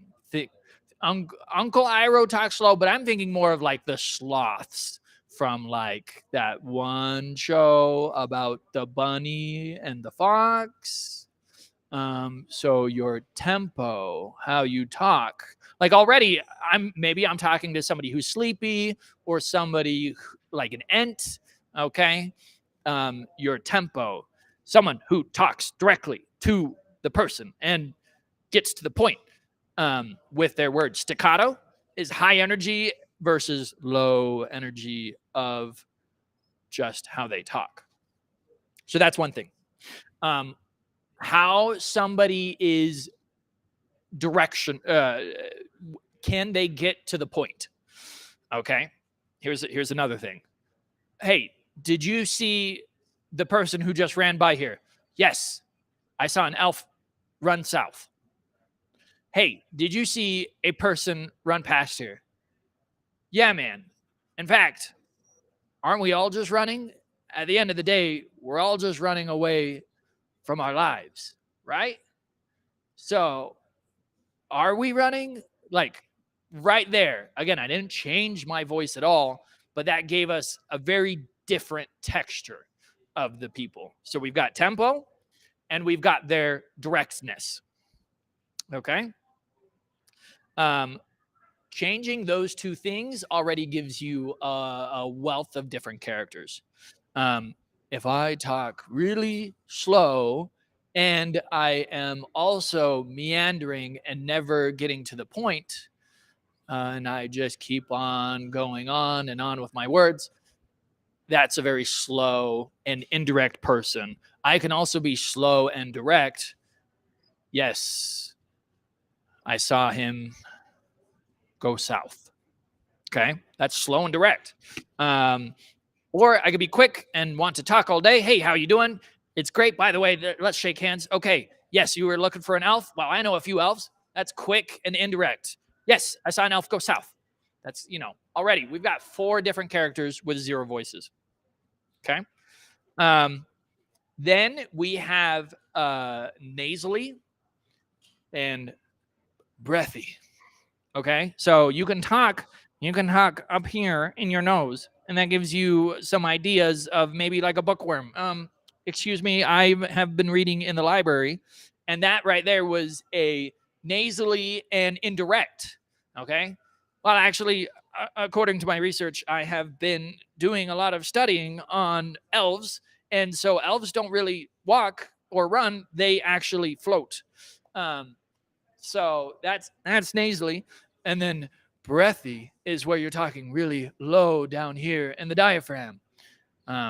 So you're talking with a lot of air, and that gives your words kind of almost dreamy or maybe an old man, but you're talking with a lot of breath. Okay, breath or nasally. Those are other things that can change it. And again, I haven't done any accents. Okay, but now we have 3 modifiers, 6 different types. So I can have a breathy, direct, and staccato talker, or I can have a very nasally, indirect, short talker. So boom, that's now 9 different voices I can do. Okay. And then finally you can get into pitch, when I bastardize women by doing, hey, how you doing? Like that's my high voice. But then I usually also do a breathy kind of voice, because women are sometimes viewed as softer creatures. So I put more breath into it and more delay into it versus my dwarves. And I drop my octave here. Dwarves are direct. I punch you in the face. So there's my dwarves. And so that's finally getting into pitches. Okay. So you change your pitch. You can go high, you can go low. You now have male and female with breathy. You've got old and young. Like young, bright, enthusiastic kids will probably be quick at speaking, and they're going to be direct with speaking, or maybe indirect because they just want to tell you about their day, and maybe they have a higher voice. Excuse me, sir, did you see that elf run by? I did too. He was so fast. So that would be more of a kid. So yeah, I don't know anything about voice acting.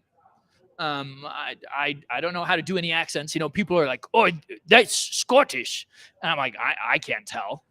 I can't tell any accent apart, but I do that stuff. Now, the real question, how this poor guy asked me this question, and I'm 20 minutes later. How do you get more comfortable doing voice work? How do you practice this?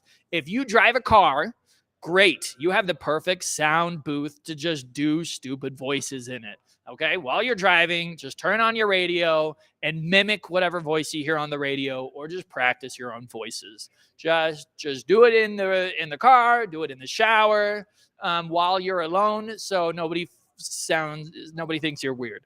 Okay. Now, how do you do it at the table? Okay, because then I get performance anxiety when I do it in front of the table, in front of all these other players. How do I do it? You just do it. And it will be silly. And everybody at the table is going to laugh at you for 30 seconds, and you're going to feel awkward. And then you keep on doing it. And eventually, pretty quickly, actually, people will be like, okay, that's the character. Timothy always talks like this. So that's how Timothy always talks. And, it's a silly voice, but your players get used to it. And then they're okay with it. Especially as the dungeon master, if you do silly voices, okay, it gives permission for your players to do silly voices too. It says it's okay to not be a voice actor, and we're here to have fun. And that's really the really cool thing as a dungeon master you can do. If you do voices, that allows your players to do voices. Okay? And have fun with it. My Dragonborns, they talk with an S at every sentence. Because they're like lizards. They have the forked tongue thing in my world. So that's how they talk. And all of my dwarves, I already talked. My dwarves are brash and low-voiced and to the point. And my elves are more ethereal and airy. And so a challenge for you as dungeon masters is go through every race, try to come up with a voice for every race. How can you make your elf sound different from your tiefling, sound different from your dwarf? If you can just get a voice for every race, holy cow, you're a top-class dungeon master. Because now your players can tell when they're talking to the Dragonborn versus when they're talking to dwarfs. All right. Nobody signed up for that class, but there you go. That's a freebie on me, voice work. Joe, thanks for sticking around. You asked a simple question. You got a 30-minute TED Talk. All right. I am tired of talking. So I will, unless there's any final questions, I will bid you. I'll wait a minute. You have a question? Yes. For the voice work? Or the entire day? For the entire day. Let's see.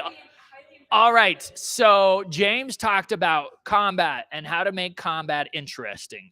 And the biggest thing to make combat interesting, he said, was to make the battlefield dynamic. Okay. If everything's static, if nothing's really going on, that's kind of boring. So give your players a secondary objective. Not only do they have to kill the Lizard King, but they have to save the princess at the same time. And there's only 2 rounds to save her before the Lizard King eats her. So give your players a secondary objective to make battle more dynamic. That was James.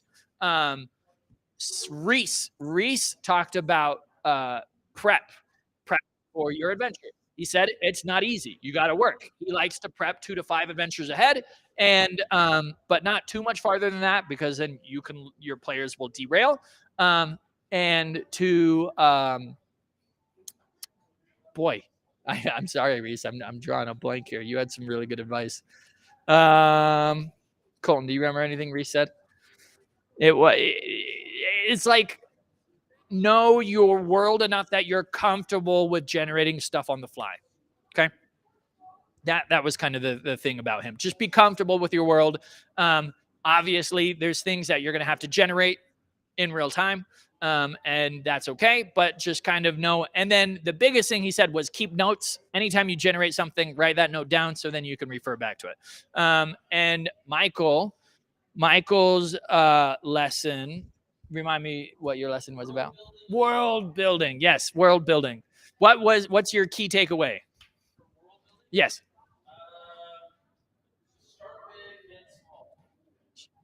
Elaborate.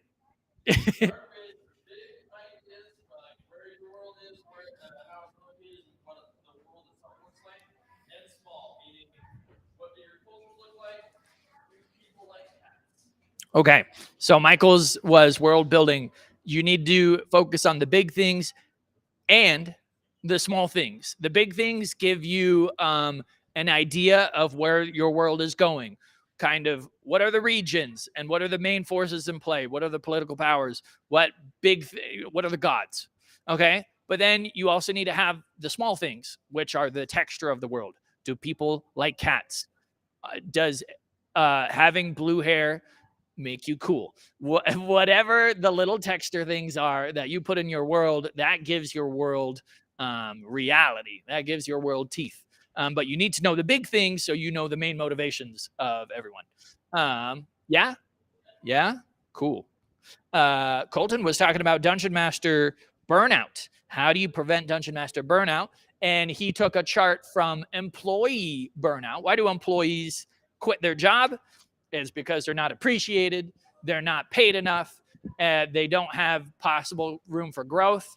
And that's the same thing that happens to Dungeon Masters. If Dungeon Masters aren't appreciated, if Dungeon Masters don't feel like they're getting challenged, if Dungeon Masters, while you're usually not getting paid, are you enjoying the time with your players? Because if you're not getting paid in friendship, if you're not having fun, you're going to get burnt out.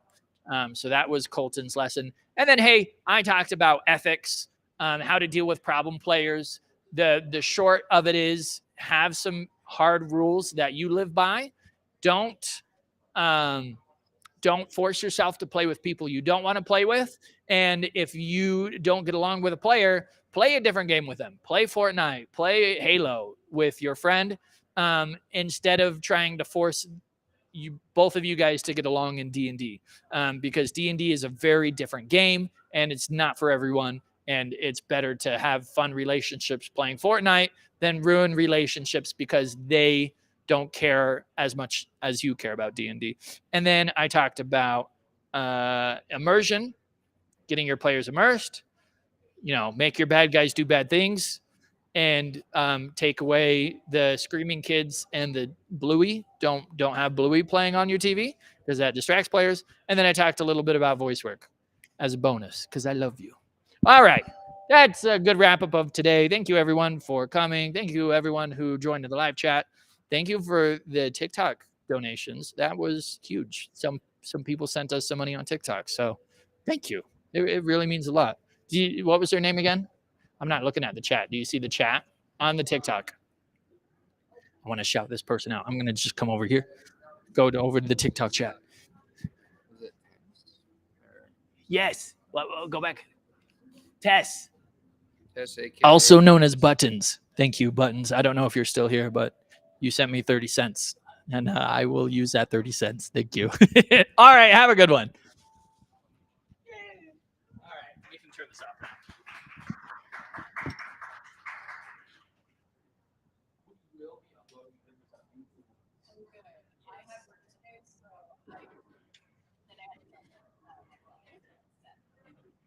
We'll have it all on the YouTubes. That's the